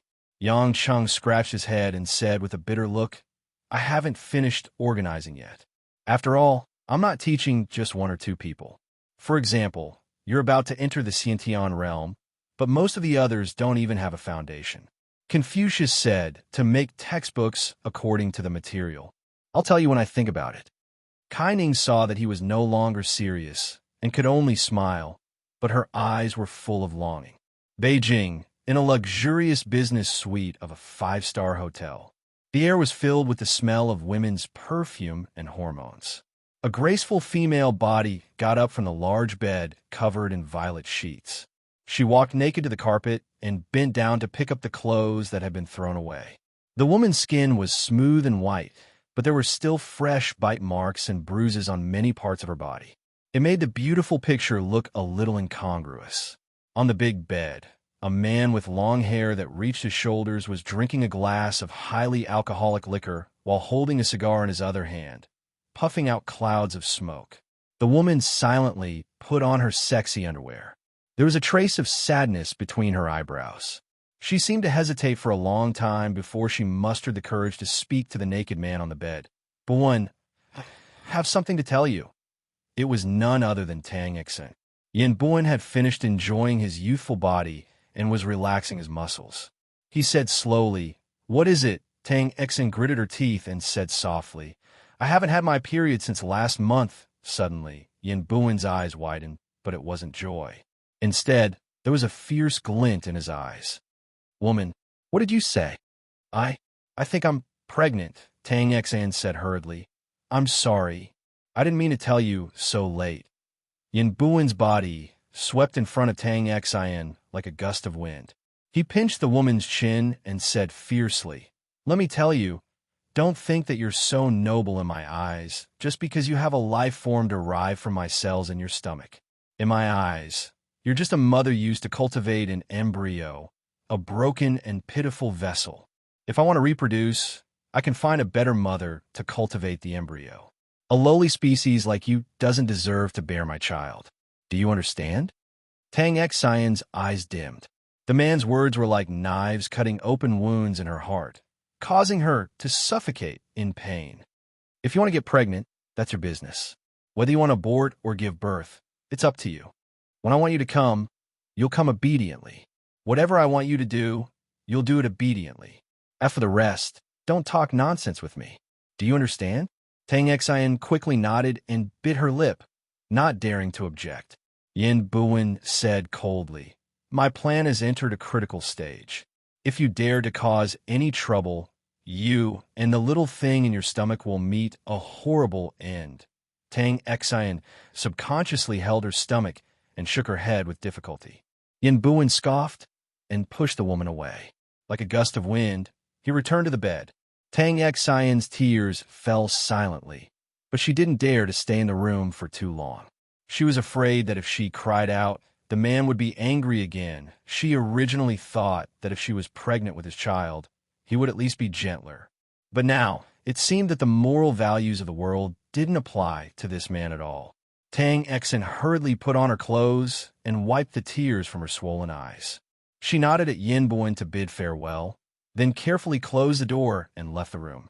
10 minutes later, Tang Xian finally calmed down. She took the elevator downstairs and walked out of the hotel. She still had to go home at night, so that it would appear as if nothing had happened. However, before Tang Xian could walk to her car, a figure blocked her way. It was a burly man in a navy blue short-sleeve shirt, ripped jeans, and an eye patch. It was Li Dun. It's you. Tang Xian frowned. You followed me? I'm worried about you, Li Dun said gently. These days, Li Dun would appear by her side almost every other day. Tang Xian was no longer in awe of this young master of the Li family. Instead, she was a little annoyed by Li Dun's constant pestering. Li Dun, how many times do you want me to tell you? It's impossible between us. Even if you care about me, you're only adding to my troubles. Tang Xian said angrily. Li Dun didn't care. Instead, he suddenly put his hand on Tang Xian's shoulder and pulled open the collar of her dress. What are you doing? Tang Xian exclaimed and quickly covered it. Li Dun said worriedly, Xian, why is there a bruise on your shoulder? Who hurt you? Tang Xian was panicking. No one hurt me. Are you blind? But as she spoke, she felt wronged again. Her eyes couldn't help but tear up. Li Dun smiled and shook his head. It's fine if you don't want to tell me. I won't force you. I just want you to know that if you can't take it anymore, my shoulder is always there for you to lean on. Are you crazy? Tang Xian couldn't help but curse. Did a car hit your head? Li Dun, how many times have I told you? It's impossible between us.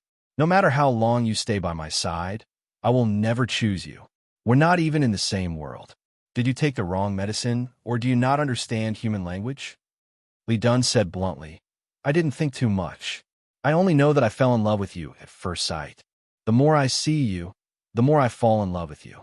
You can choose to hate me or even hate me, but you can't deny me the right to love you. Love?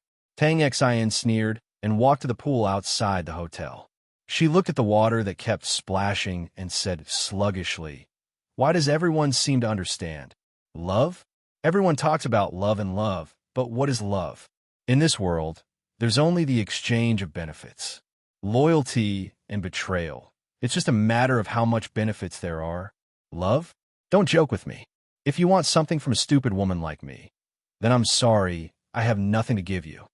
Li Dun was silent for a while, then walked to Tang Xian's side and said, I'm a soldier. To put it bluntly, I'm just an uncouth man. If you want me to tell you the model of a gun, I can even tell you the year it was made. But if you want me to tell you which finger to wear the wedding ring on, I'll have to ask someone first.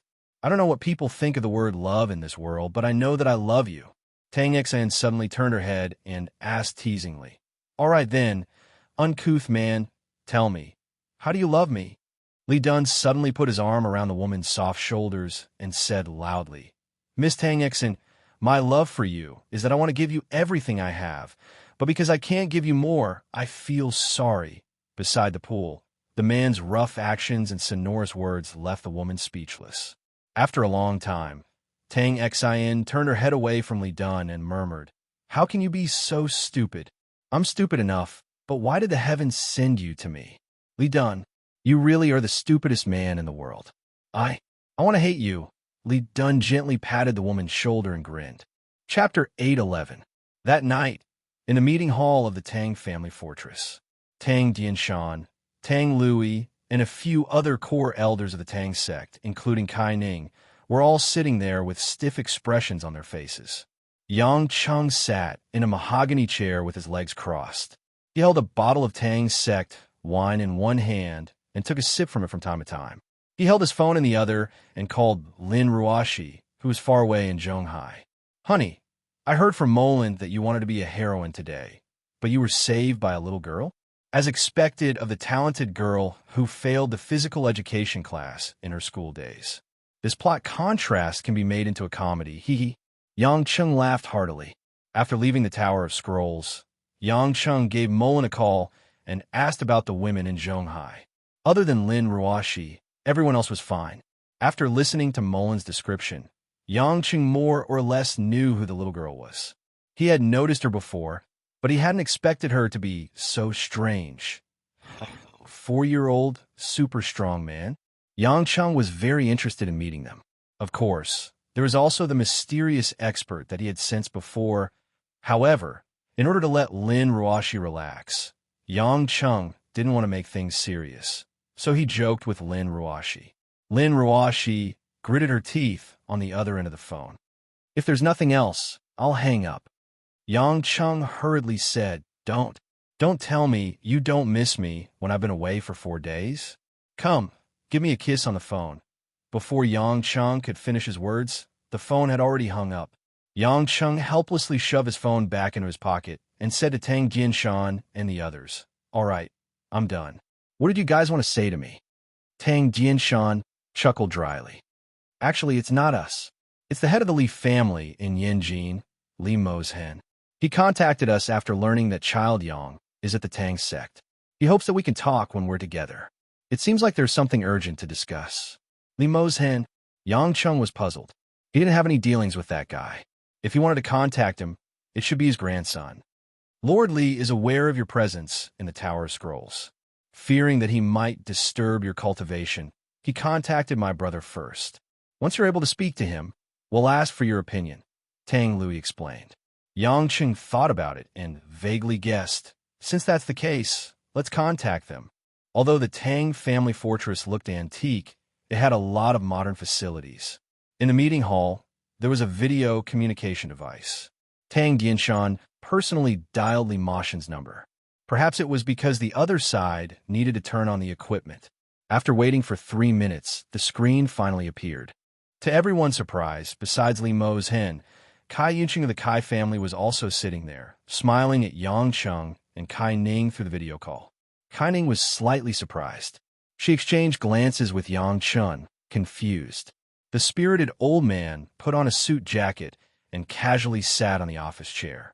He said to the people in the meeting hall in a friendly tone, I didn't expect to receive a reply so quickly.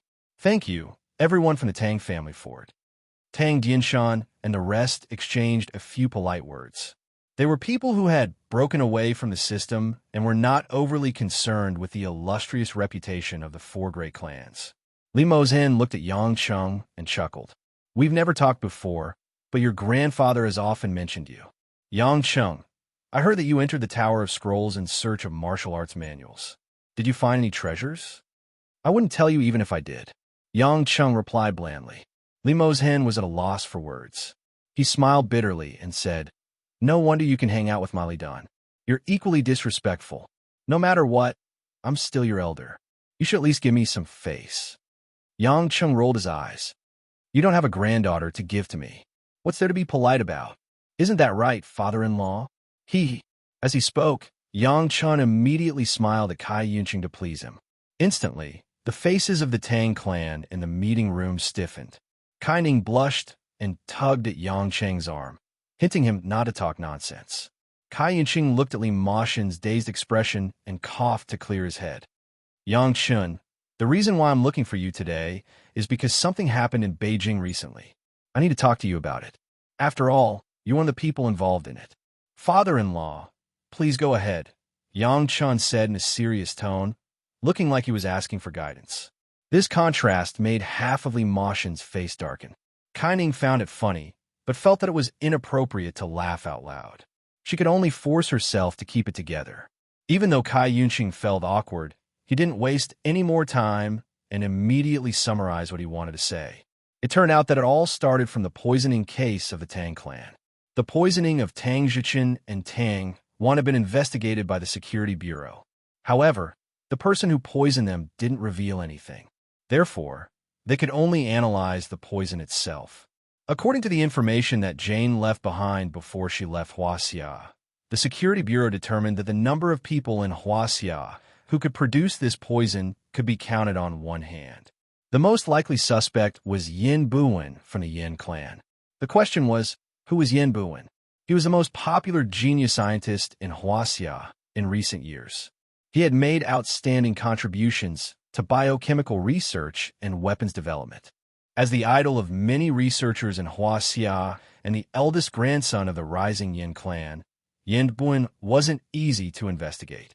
Moreover, due to the nature of Yin Buwen's work, it wasn't convenient for the Security Bureau to investigate his workplace and work information. This was because it was related to the confidential secrets of the military. Even though the Security Bureau and the military had a close relationship, the Security Bureau still served the government. The military was the protection of the weapons developer, Yin Buwen. Therefore, the investigation of Yin Buwen had been slow to make progress. This was also the main reason why the poisoning case of the Tang clan hadn't been solved. Originally, this was an independent case. However, the death of Luo Zuishan made Yin Buwen even more suspicious. As you know, Ning was responsible for investigating the cause of Luo Zuishan's death. I won't hide it from you. Actually, we use special channels to test the DNA of the burned corpse. After comparing it with some hair that fell in the room from Luo Zuishan, we found that it wasn't Luo Zuishan herself. Hearing this news, Yang Cheng's eyes narrowed and he frowned. Kai Ning was stunned. Dad, are you saying that the test results really prove that Luo Zuishan is not dead? Before she left, she only handed over the evidence to the Yellow Flame Iron Brigade. She didn't know what happened after that. Kai Yunqing said in a low voice, "We can't confirm whether she's dead or not. At least, we can conclude that Luo Zuishan didn't die of sudden cardiac death like what the Ning family announced. As for why this happened, I think you, Yang Cheng, should have a better idea than us." Yang Cheng wasn't in the mood to joke. If Luo Zuishan was dead, then it wouldn't matter. However, if she wasn't dead, with her hatred for him and Lin Ruoxi, who knew what she would do. Since you know what happened to her is related to me, then don't hide it from me. Just say it, Yang Cheng said. Kai Yunqing nodded and continued. According to what we know, there are two possibilities for Luo Zuishan's death. First, it was because she couldn't stand your punishment and committed suicide. However, the Ning family wanted to find a way to deceive people and give her a better name before she died. That's why they did it. Second, Luo Zuishan didn't want to die, but she had to die. Moreover, the Ning family might want her dead. How is that possible? Kai Ning was shocked. Then wouldn't it be Premier Ning? There's nothing strange about that, Li Mozhen continued. That kid, Ning Guangyao, was able to control the government for so many years and take the position of premier before he was 50. If he wasn't ruthless, he definitely wouldn't be able to do it. Back then, when he was in his 30s and was the provincial secretary in the Southwest, he was decisive in killing those disobedient local officials. He was in power for 3 years and killed at least 100 people, many of whom were local tyrants with prestige. If it wasn't for that boldness that intimidated the other competitors and made the old guys retreat, he wouldn't have had the chance to enter the center so early. After all, he was also the head of the 4 great families and Ning Guangyao's elder. When Li Mozhen talked about one of the highest authorities in Huaxia, he didn't have the slightest fear. Instead, he talked about it as casually as if he was talking about a child. When the people from the Tang sect heard this, although they didn't have much of a reaction, they knew that this was Huaxia's highest secret. Thinking about it, he must have wanted them to say something in the end, so they all had different expressions on their faces. Kai Yunqing said, however, whether or not Luo Zuishan was killed by Ning Guangyao isn't a big deal. Ning Guangyao did this to protect the reputation of the Ning family and the image of the government in the hearts of the people. After all, with Luo Zuishan's character and experience, she doesn't deserve to be the premier's wife anymore. The point is, where's her corpse? Yang Cheng's eyes lit up, and he said, even if Ning Guangyao wanted to kill Luo Zuishan, There was no need to replace the corpse and cremate it. If the corpse was useless, then no one would remove the bag. You guys suspect that. Yin Buin took her corpse?